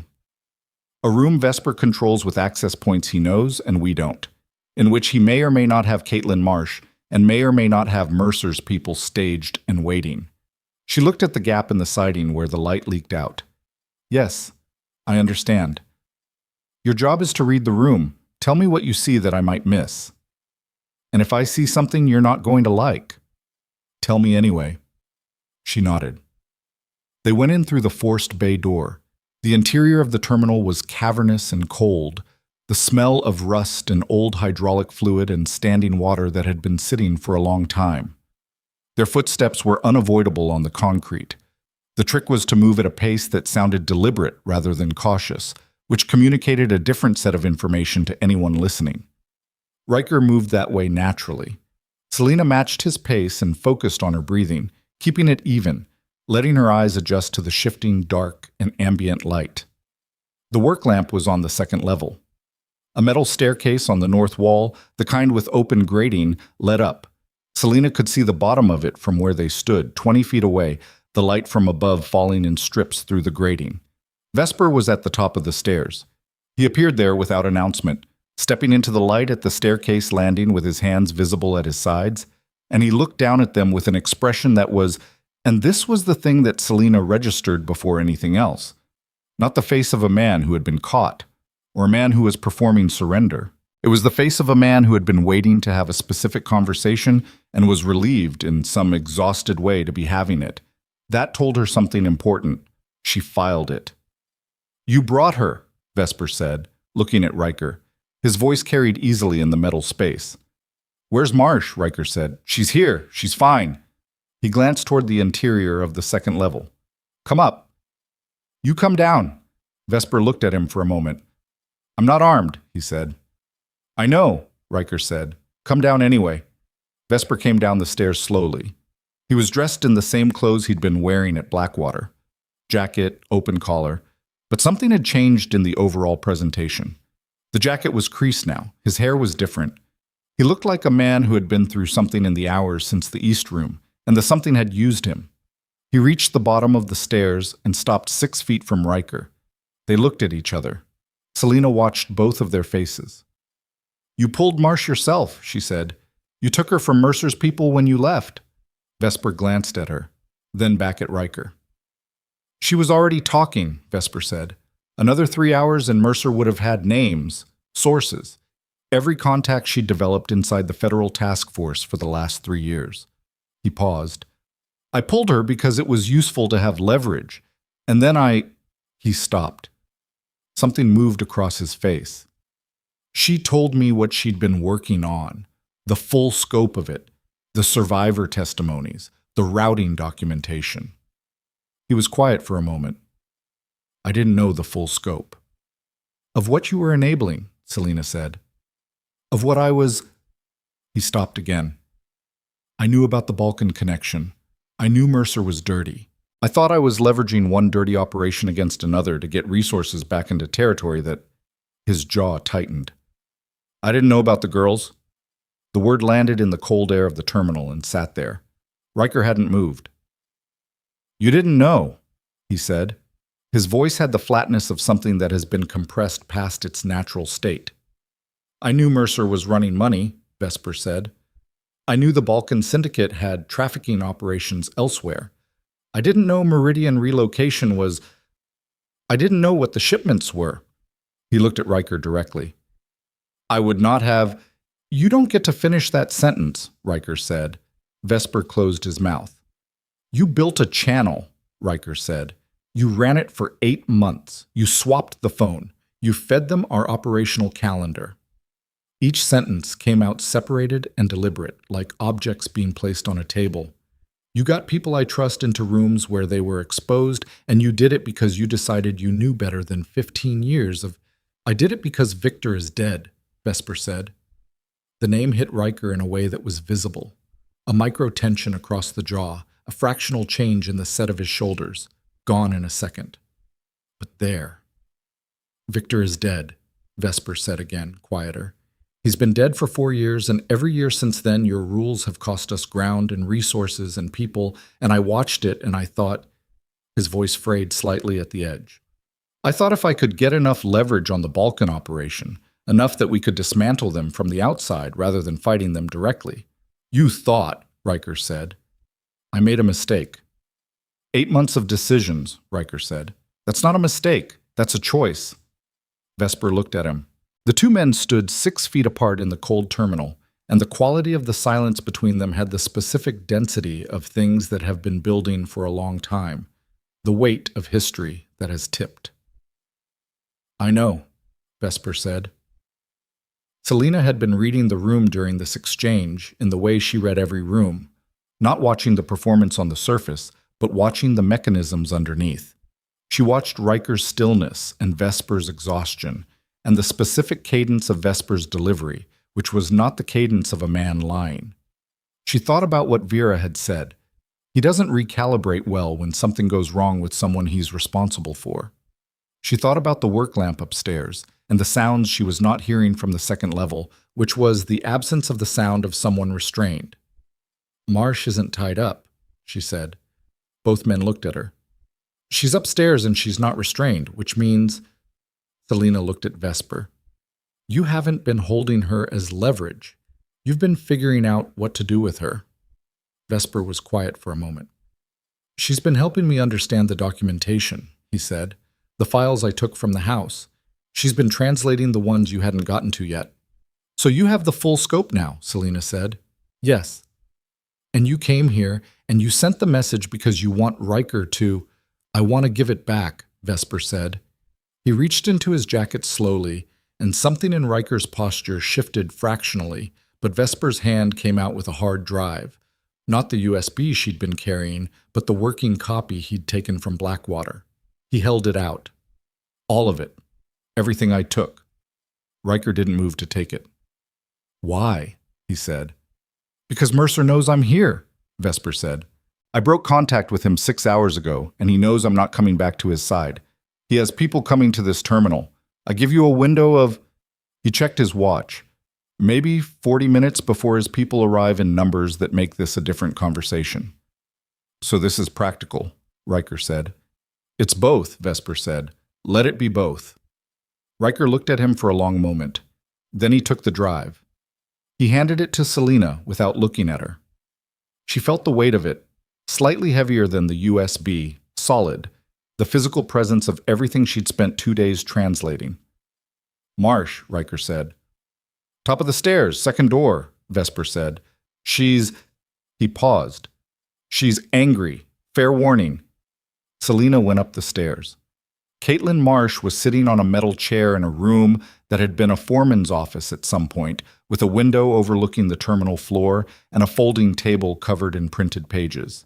She was in her early 40s, a small woman with the kind of face that defaulted to focus rather than expression, with dark circles under her eyes that had been there before tonight. When Selena came through the door, she stood up fast. Selena Vale, she said. Caitlin, you look...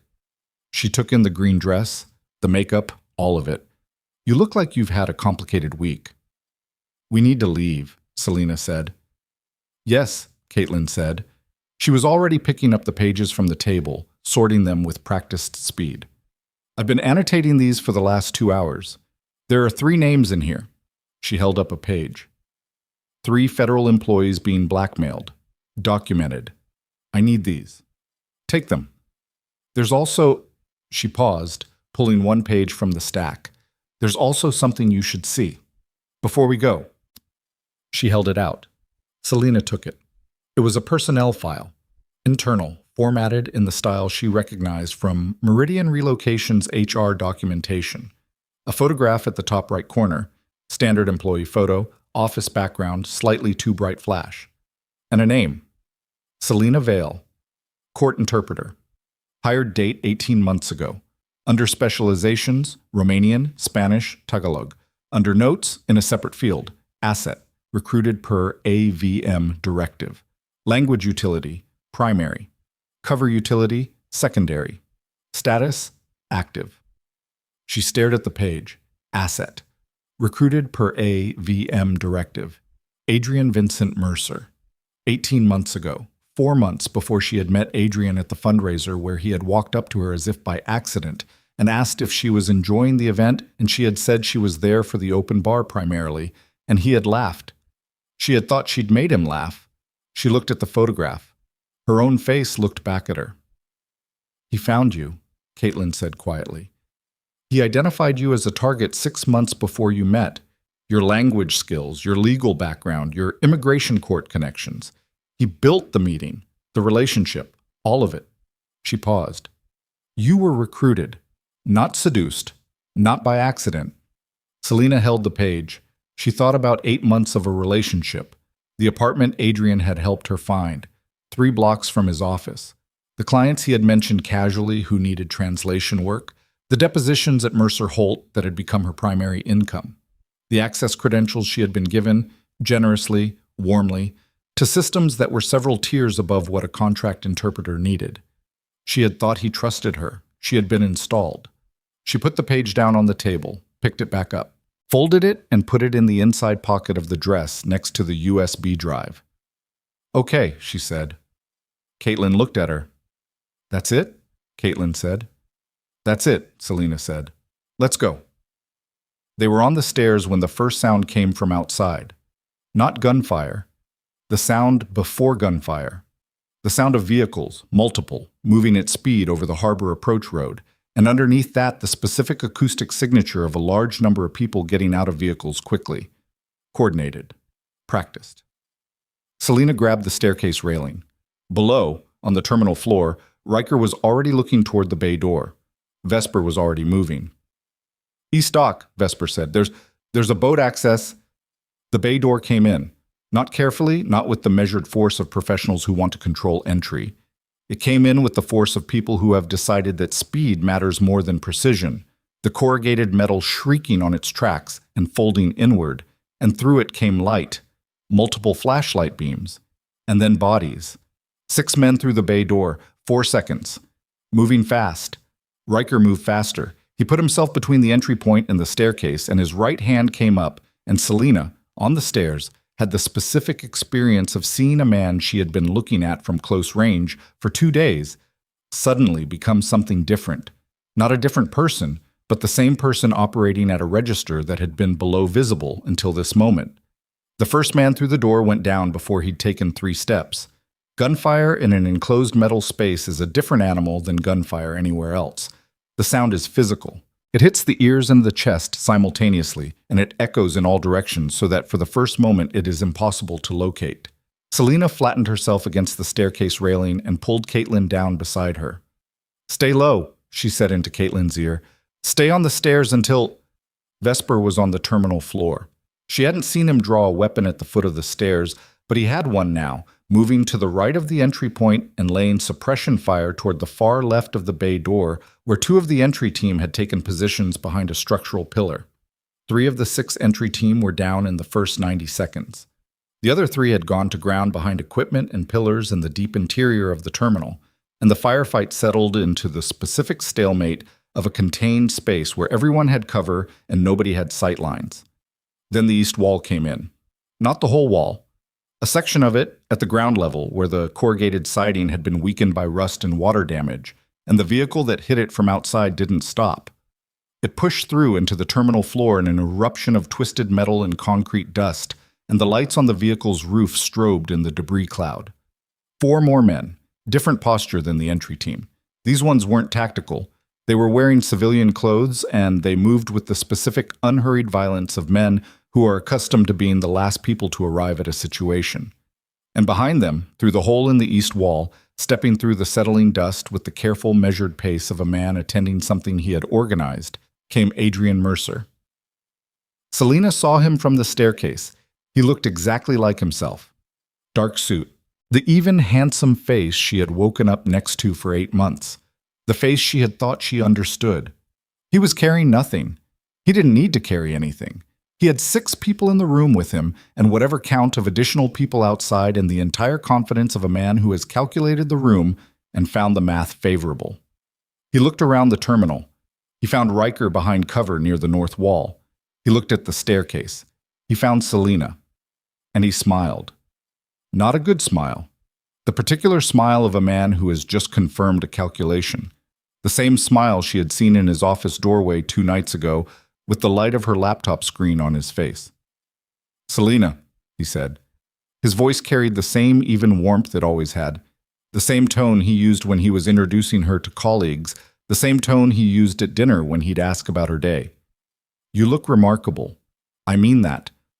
Her hands were very steady. She noticed this. She filed it. "The drive," Adrian said. He wasn't shouting. He didn't need to. The firefight had paused in the way firefights do when someone with authority enters the room.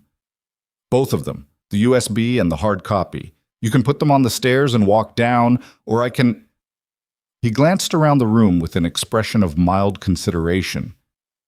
"Come to a different arrangement." "What arrangement?" Ryker said from behind the north wall. "You stay out of the next 3 minutes," Adrian said pleasantly, "and nobody else gets hurt tonight. This is between me and my former employee." "She's not your employee," Ryker said. "No," Adrian agreed. "She was my asset. There's a distinction." He looked at Selena again. "You read the file?" It wasn't a question. "Yes," she said. "Then you understand the scope of what you know." And you understand that the drive in your pocket is the only copy of documentation that can be weaponized against the people you care about. He paused. Your journalist friend has pages.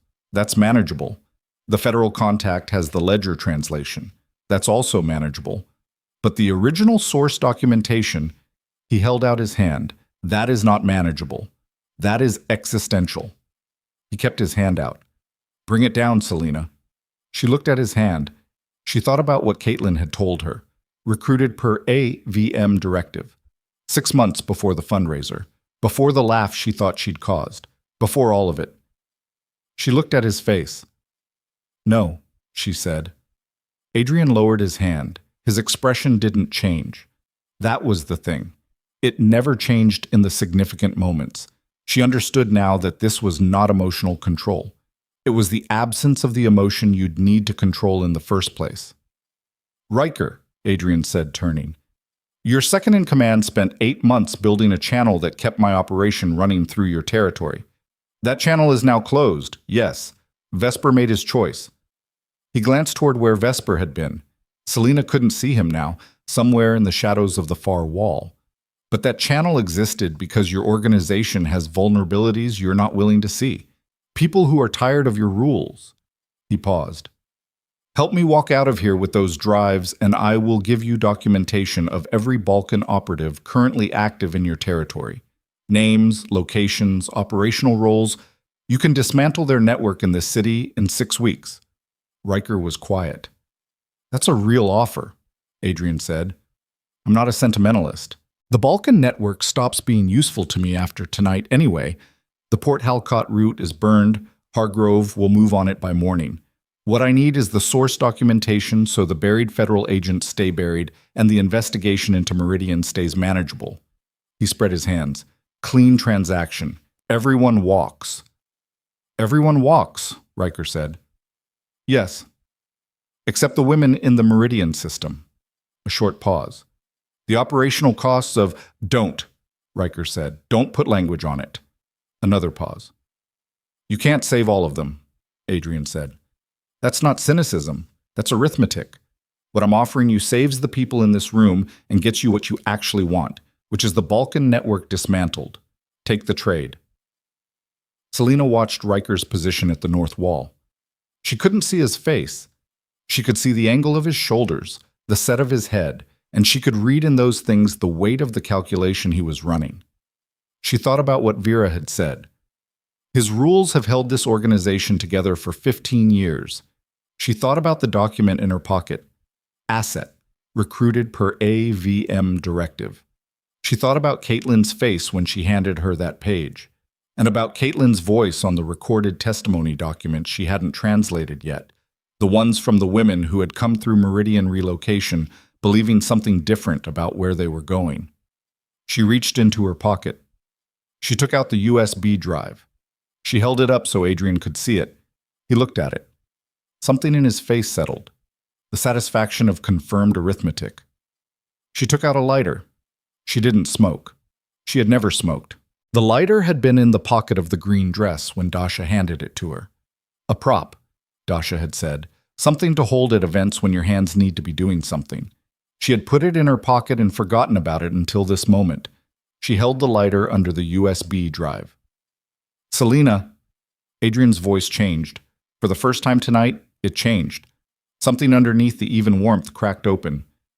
That drive is evidence, she said. I know what it is. Those are copies, he said. The originals were with your operation for 14 months, she said. The originals were in your system while I was translating documents that were processing women through a network that I didn't know existed and that I was part of. She held the lighter steady under the drive. I know what it is. I also know what it costs if it disappears. Then you know. I know Hargrove has the ledger, she said. I know Caitlin has the personnel documentation and 3 names of compromised federal employees. I know Ryker's people hit the Port Halcott terminal She looked at Ryker. How long?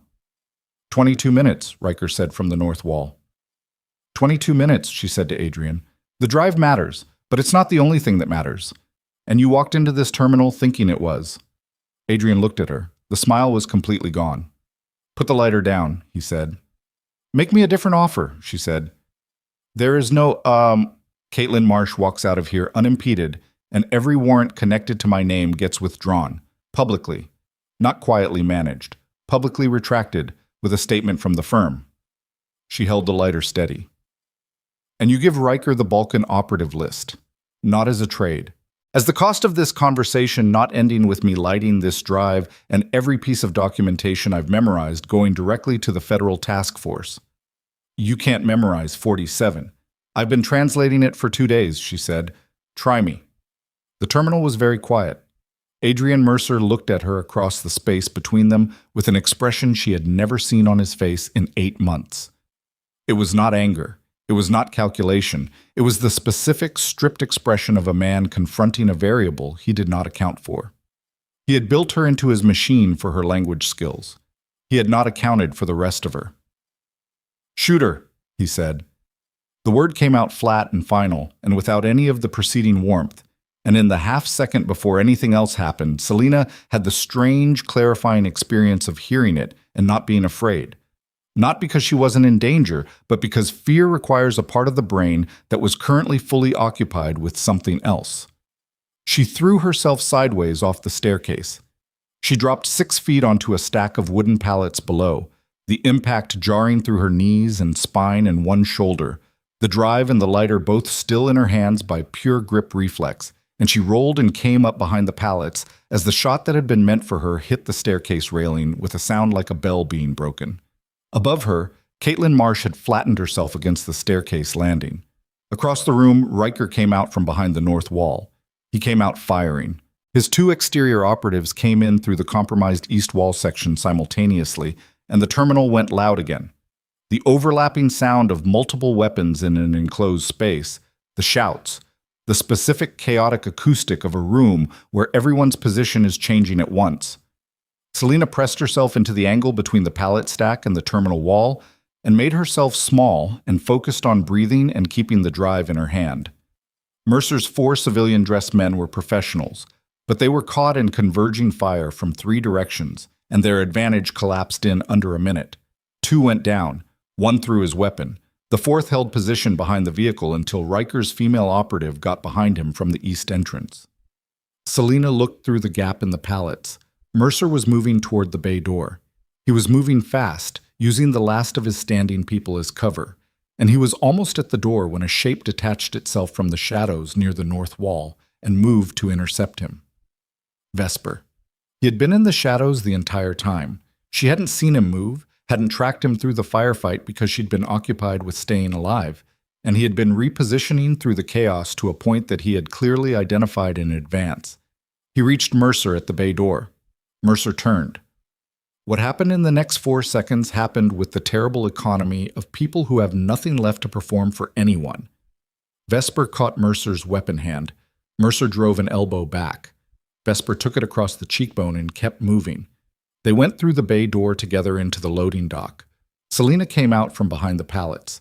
She ran for the bay door. She came out onto the loading dock into the wet, cold air and the harbor smell of diesel and dark water, and she saw them at the edge of the dock, Vesper and Mercer, both of them at the railing above the black water, the struggle continuous and specific, and neither of them willing to. Vesper had Adrian Mercer by the collar, and Adrian had Vesper by the wrist, and they were at the dock railing with the black harbor water 20 feet below, and neither of them was going to let go first.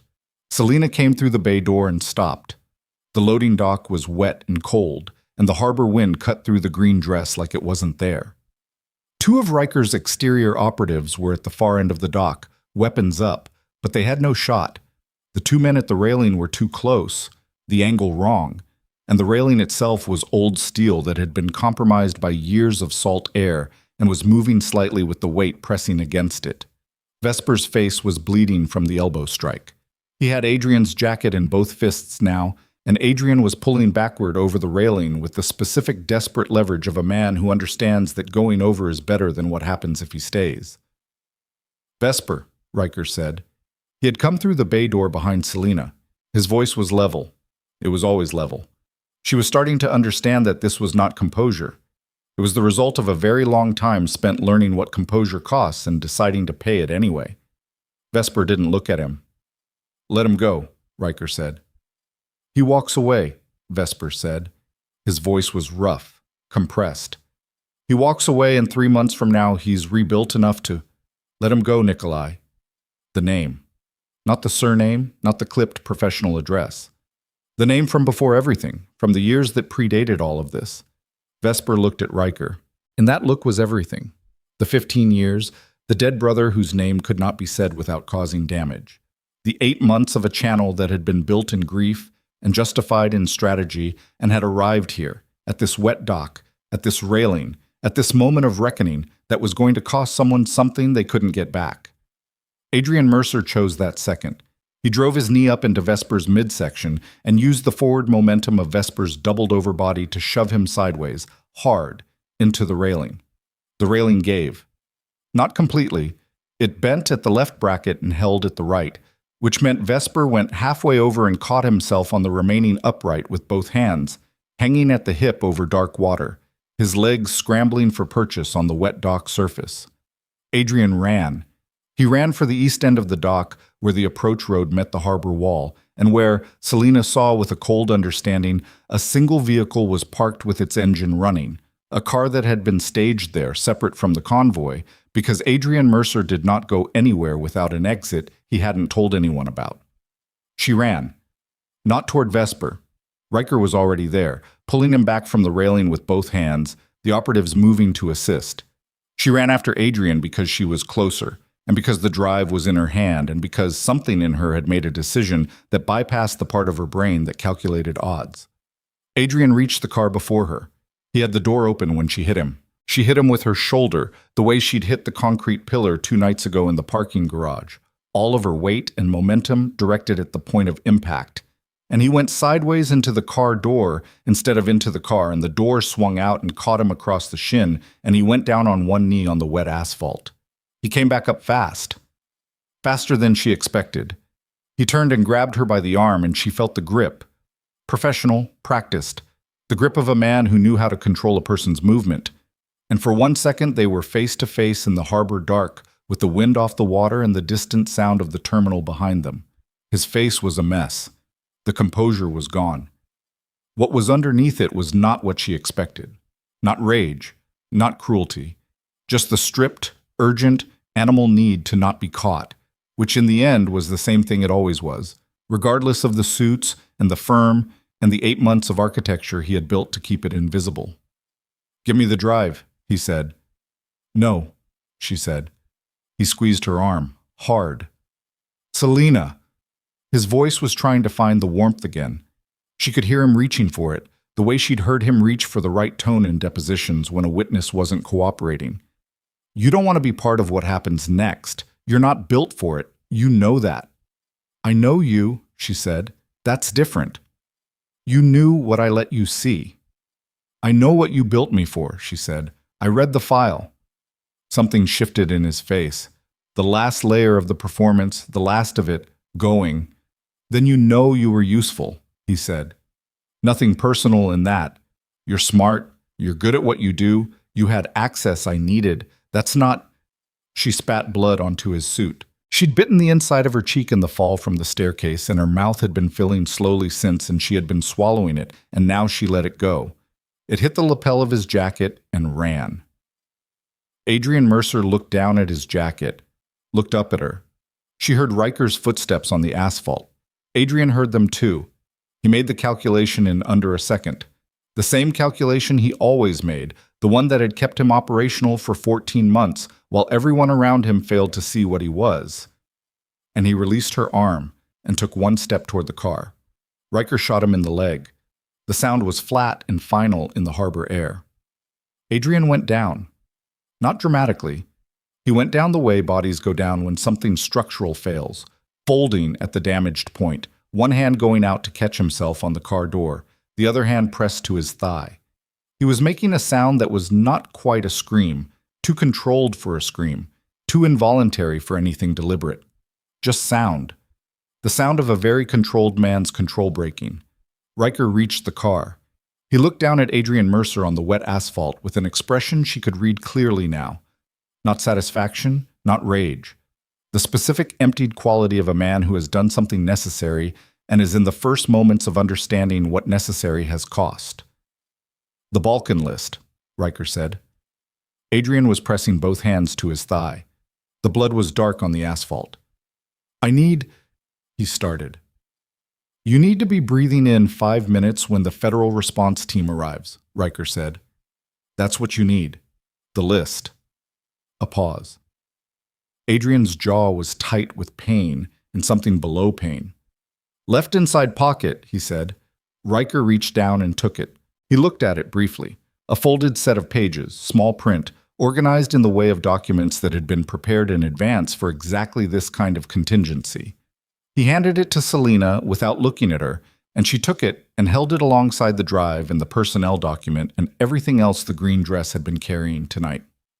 Caitlin, Selena said. Inside, Ryker said. She's out. Selena looked at the terminal, at the light visible through the compromised east wall section, and saw Caitlin Marsh standing in the gap in the metal with one of Ryker's operatives and her arms crossed against the cold and her chin up in the way of someone who has been through something and is not going to perform distress about it. Selena exhaled. It came out longer than she expected, like something she had been holding had been waiting for that specific sight before it was willing to release. She looked at Adrian Mercer on the asphalt. He was looking up at her. The pain was there. The calculation was there.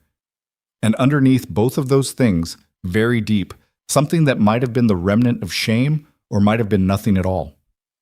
You built me in, she said, for a year before we met.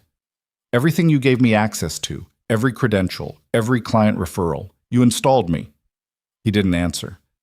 I translated 312 documents in 18 months, she said. Romanian, Spanish, Tagalog. Every one of those documents was part of your logistics chain. I made your machine run without knowing I was doing it. Selena, I'm not asking you to respond, she said. I'm just making sure you know that I know the complete scope of it. She paused. You built me into a machine for moving people, but the thing about language is that it goes both ways. Every document I translated, I can testify to. From memory, every routing sheet, every transfer code, every name. She looked at him steadily. You picked the wrong skill set. She turned away from him. She walked back toward the terminal, and she didn't look back. The sirens arrived 11 minutes later. Federal response teams, not city police. The vehicles were unmarked, but the coordination was not. And the woman who came in through the bay door ahead of everyone else was silver-haired and moved quickly for someone her age, and went directly to Ryker with the manner of two people who have worked together long enough to skip preamble. Hargrove. She had called the response from the gala. The Port Halcott operation had been initiated 40 minutes ago. Teams on the water, teams at the terminal. The container manifest Selena had given her from memory turning out to be accurate to the last digit. 3 transit routes disrupted. The third, Port Halcott, was the largest. Selena stood near the dock railing and watched the operational machinery of consequence run through the terminal and heard the fragments of radio communication and the coordinated voices and the specific sounds of a large thing beginning to be dismantled, and she felt something she could not immediately name. Not relief, not triumph, not the clean catharsis of a thing done. More like the first quiet after a long storm, where the quiet itself is strange and you don't quite know what to do with it. Caitlin found her there. She had found a jacket somewhere, someone's tactical jacket, far too large, which she wore with the practicality of a woman who had stopped caring about appearances somewhere in the last several hours. She stood beside Selena at the railing and looked out at the harbor. Port Halcott, Caitlin said. Yes.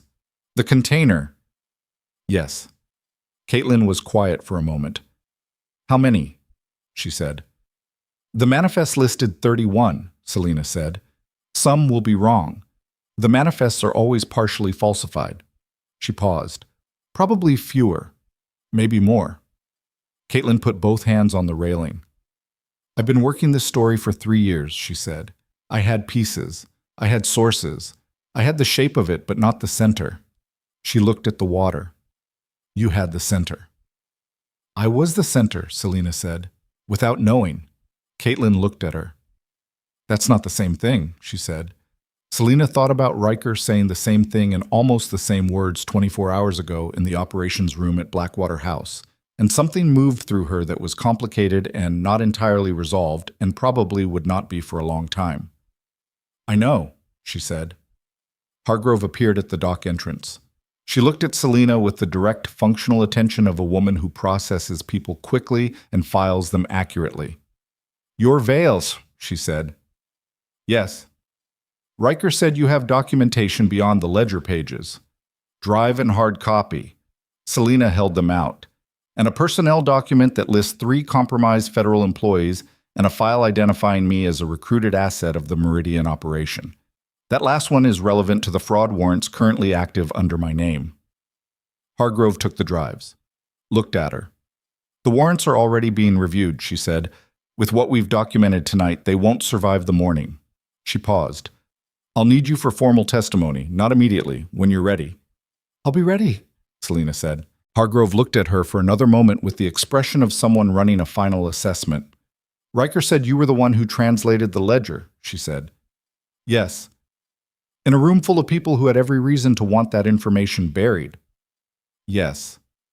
"Why?" Selena looked out at the harbor. "Because I'm a translator," she said. "I make things legible. That's the job." Hargrove held her gaze for a moment longer. Then she nodded, once, the nod of a woman who speaks the language of understatement, and went back inside. She found Vesper sitting on the dock steps. He had a field dressing on his forearm from somewhere. The edge of the railing had opened a gash when he caught himself, and he was looking at the harbor with his elbows on his knees and his hands loose between them. He looked like a man who had arrived somewhere he had been traveling toward for a long time, and found it to be exactly as difficult as the journey. Selena sat down on the step above him. They didn't speak for a moment. "The East Room," she said. "When Ryker told them to take you there, you knew what it meant." "Yes," Vesper said. "But you'd already decided." He looked at his hands. "I made the decision when Marsh showed me the survivor testimonies," he said. He stopped. "I'd been telling myself a version of what I was doing that required certain things to not be visible. When those things became visible," he paused, "I couldn't run the version anymore." "Victor," she said. His jaw tightened. "He was killed because we moved into Balkan territory without enough intelligence," Vesper said. "Damian made the call. He made it right, by every metric except that Victor died. And He stopped again. "I couldn't put those two things together in the same space. That the decision was right, and that Victor died anyway." He looked at his hands. "So I separated them. The decision was wrong. That was easier." "If the decision was wrong, then Damian was wrong," Selena said. "Yes. And the rules were wrong." "Yes. And dismantling the rules was justified," he said. "Yes." A pause. "None of it was true. I just needed it to be." Selena looked at the harbor. "Grief does that," she said. He looked at her. "It makes parallel versions of events," she said. "You run the version where the thing didn't happen, where you could have prevented it, where someone made a wrong call and that's why. Because the version where it just happened and no one was wrong and nothing could be done is..." She paused.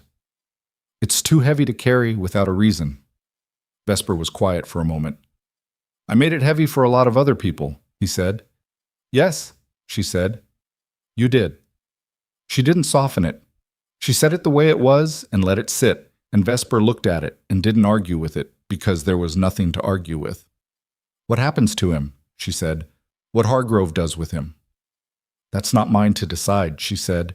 "That's between him and Ryker and whoever processes what happened tonight." She paused. "But you gave the drives back. You pulled Caitlin. You were in that terminal when you didn't have to be." She looked at him. "That's in the ledger too, whatever the ledger is." Vesper looked at the harbor for a long time. When she stood up and went back inside, he was still sitting there. She found Ryker near the north wall of the terminal, in the space where the firefight had been, now populated with response team personnel documenting the scene. He was standing away from the activity with his hands in his jacket pockets, and his face doing something she hadn't seen it do in 4 days. Nothing. Not the controlled surface, not the recalibration, not the focused operational attention. Just a face. Just a man standing in the aftermath of something that had cost him and not yet deciding what to do with the cost. She stood beside him. Hargrove has everything, she said. I know. Port Halcott is active. I know. The Balkan list above. I know, Selena. She was quiet for a moment. Vesper, she said. Ryker looked at the floor, at the place where the firefight had been, at the marks left by people doing things that could not be undone. He saved Marsh, Ryker said. He came back. He gave us the drives. A pause. And he built an 8-month channel that ran logistics for a trafficking operation. Yes, she said. Both of those things are true. Yes. He was quiet. What do you do with that? He said. Not asking her, asking the air, asking the question itself. I don't know, she said. I think you hold both of them, and you don't let either one cancel the other out. I think that's all you can do. He looked at her. She looked back. I was installed, she said. In your house. In your operation. For 4 days you had someone inside your walls who was placed there by the man you were fighting, even though I didn't know it. You weren't placed there, he said. You chose to get into the car. The car was staged, she said. Adrian knew where I worked. He knew the garage. He knew which night the files would be accessible. The whole thing was, you think that SUV was Mercer's arrangement, Ryker said. She stopped. He looked at her. I was in that garage because I had intelligence that Mercer's operation was using it as a dead drop location, he said. I was there before you were. I didn't know you'd be running through it. A pause. When you got in the car, that was not a staged encounter. That was just chance, she said. Chance, he said. She thought about that for a moment. The parking garage, the rain, the broken heel, the moment she had yanked the door handle in desperation with no plan and no calculation. Not staged, not installed, just a woman running out of options, and a car that happened to be there. The first honest choice I ever made. The thought arrived before she could stop it. She didn't try to stop it. The warrants will be withdrawn, she said. Yes. I can go back to my apartment. Yes. Same cracked window, she said. Same coffee machine. Yes. She looked at the terminal around her, at the response teams and the documentation and the machinery of aftermath grinding through everything that had happened in this space an hour ago. At the marks on the floor, and the bent railing at the dock entrance, and the hole in the east wall where the vehicle had come through. I'm not the same person who got into your car, she said. No, Ryker said. You're not. I don't know what to do with that yet. You don't have to do anything with it yet, he said. You have time. She looked at him. Do you? She said. He held her gaze for a long moment. I have things to dismantle, he said. Operationally. The organization has, there are parts of it that need to be broken down, not all at once, but over time. He paused. There are people I owe different choices to. Not absolution, just different choices going forward. That's a long project, she said. Yes, he said. It is. Who does that? She said. A man with your history. Builds towards something different. He was quiet for a moment. Someone who met a person who didn't run, he said, when running was the rational option. She looked at him. I tried to run, she said, multiple times. You kept stopping, he said. The corner of her mouth moved, not quite a smile, something preceding a smile, the territory just before it. The response teams moved around them. Hargrove's voice was audible from the dock, coordinating. The radio chatter was continuous and purposeful, and the whole machinery of reckoning was running at full capacity in every direction. In the middle of it, 2 people stood near the north wall and were briefly, completely still. 3 weeks later, the city was different in ways that were and weren't visible. The news carried it in segments. The Port Halcott operation first, framed as a federal interdiction success. Then the Meridian relocation story, which Caitlin Marsh broke in a 3-part series that ran across platforms and was picked up nationally within 48 hours. Then the political fallout, which arrived with the specific grinding momentum of institutions trying to process accountability faster than their own inertia allows. 2 senators, 1 federal circuit judge, 4 senior employees of the Department of Labor's Immigration Division. Their names became public on a Thursday, and by Friday 2 had resigned and 1 had retained criminal counsel, and the 4th had issued a statement that nobody believed. Adrian Mercer was in federal custody with a gunshot wound to the leg, and 11 counts of indictment, and a lawyer who had already begun negotiating the shape of what cooperation might look like. The Balkan operative list dismantled 4 active networks in the city in under 3 weeks.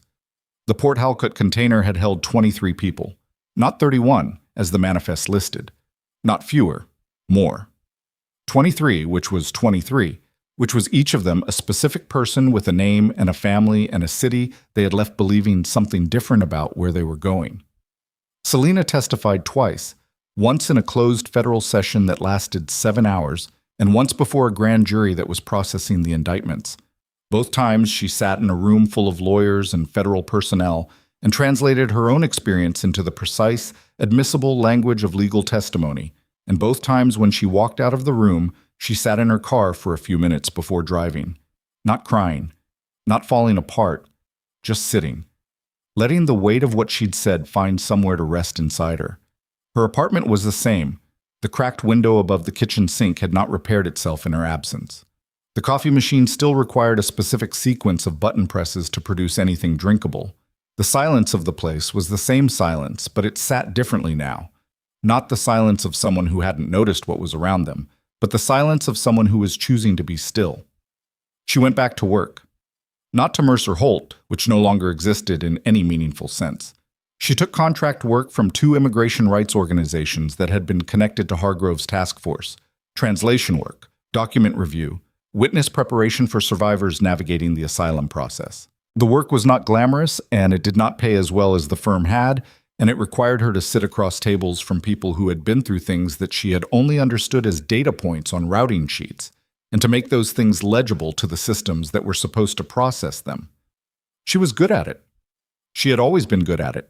The difference now was that she knew exactly what she was making legible and why.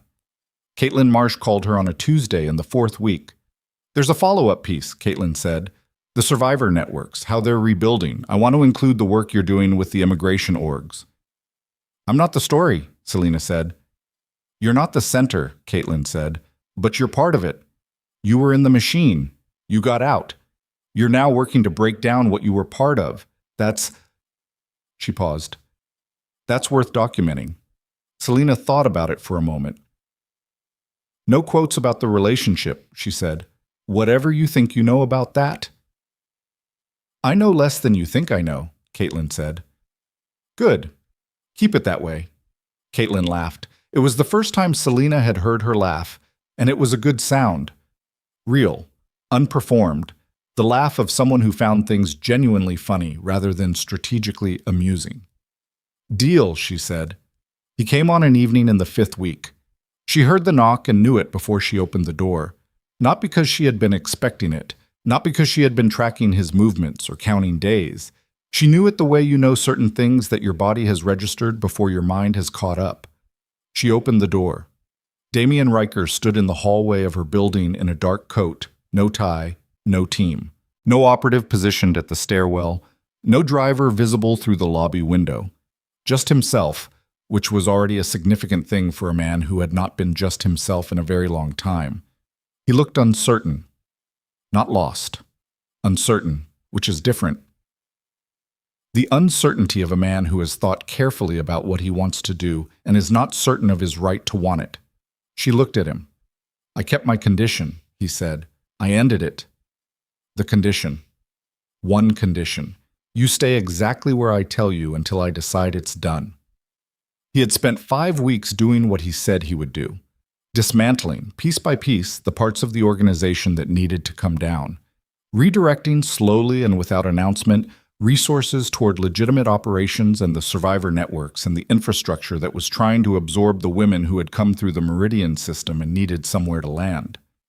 Hargrove had confirmed it through channels that Selena hadn't asked to know about, but knew existed.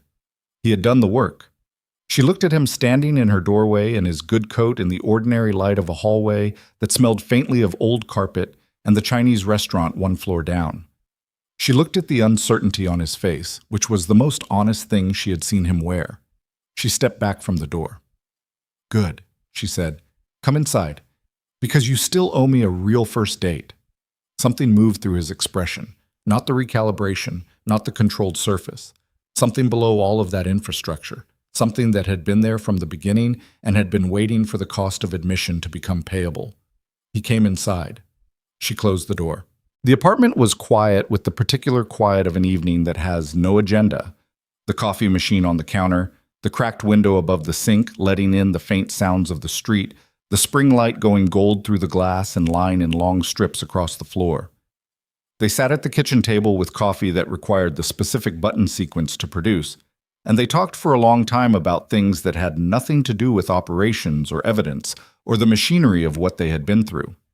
He told her about a place on the coast he had gone once as a child, before everything, and she told him about the first time she had understood that she was genuinely good at languages and what that had felt like at 7 years old. He listened to her the way he did everything, with complete attention, without performing it. She watched his hands wrapped around the coffee mug and thought about those hands in the terminal, in the car, at the railing. Thought about the way he had looked at her on the loading dock when she had run after Adrian and he had followed, and the specific expression on his face when it was done. Not relief that she was safe. Something prior to relief. Something that had been looking for her before it knew she was in danger. She recognized it because she had been carrying the same thing for 5 weeks and had been deciding what to do with it. Months would pass. Not easily. Nothing about what they were building was easy, and neither of them wanted it to be easy because the things that cost nothing tend to be worth nothing. He continued the work he had committed to. She continued the work she had found her way into. Hargrove's task force kept moving through the evidence, and the legal machinery of consequence kept grinding, and the world that had existed before the parking garage kept trying to reassemble itself around different facts. One morning in early spring, he took her to a parking garage. Not the same one. Similar. The same underground architecture, the same fluorescent buzz, the same smell of concrete and exhaust. He had rebuilt the facility into a legitimate operation, a community parking structure in a neighborhood that had needed one. And it was clean and well lit, and the lights didn't buzz. They stood in the center of it. She looked at the space and thought about what spaces like this had meant to her a season ago. The running, the blood in her shoe, the moment she had yanked a car door open with no plan and no calculation. She thought about who that woman was, not gone, still there in all the ways that mattered, still the woman who ran and fought and read rooms and made her hands stop shaking by occupying them with work. Still the woman who had made 41 pages of translation notes in a burning down situation and testified for 7 hours and sat in her car afterward not falling apart. But different. Carrying different knowledge about what she was capable of and what the world contained and what it cost to see it clearly. "You know," she said, "that night I thought getting into your car was the worst decision of my life." Ryker had his hands in his coat pockets. He was looking at the same space she was looking at, seeing whatever he saw in it. "And now?" he said. She thought about it. Really thought about it. Not the quick, comfortable answer, but the true one. The one that accounted for everything it had cost, and everything it had revealed, and the 23 people who had come out of a container at Port Halcott, and the work she did every day now to make things legible, and the 5 weeks of a man doing what he said he would do. "Now I think it was the first honest choice I ever made," she said. He turned and looked at her. He looked at her the way she had learned he looked at things he was not going to let go of, with the total, undisguised attention of a man who had spent a long time managing his attention carefully and had decided in this specific instance to stop managing. He reached for her hand. Not pulling, not demanding. The open gesture of someone who knows the difference between taking and offering and has chosen, deliberately, to offer. She looked at his hand. She thought about everything it had done, and everything it had been, and the man it belonged to, who was not simple and had never claimed to be, and who was doing the hard daily work of becoming something adjacent to what he had been. Not innocent, not clean, but deliberate. moving in a chosen direction with his eyes open. She took his hand, not because the world had resolved into something safe, or because the cost had been paid in full, or because anything was finished. The world was not safe, and the cost was ongoing, and nothing was finished. She took it because it was the true thing to do.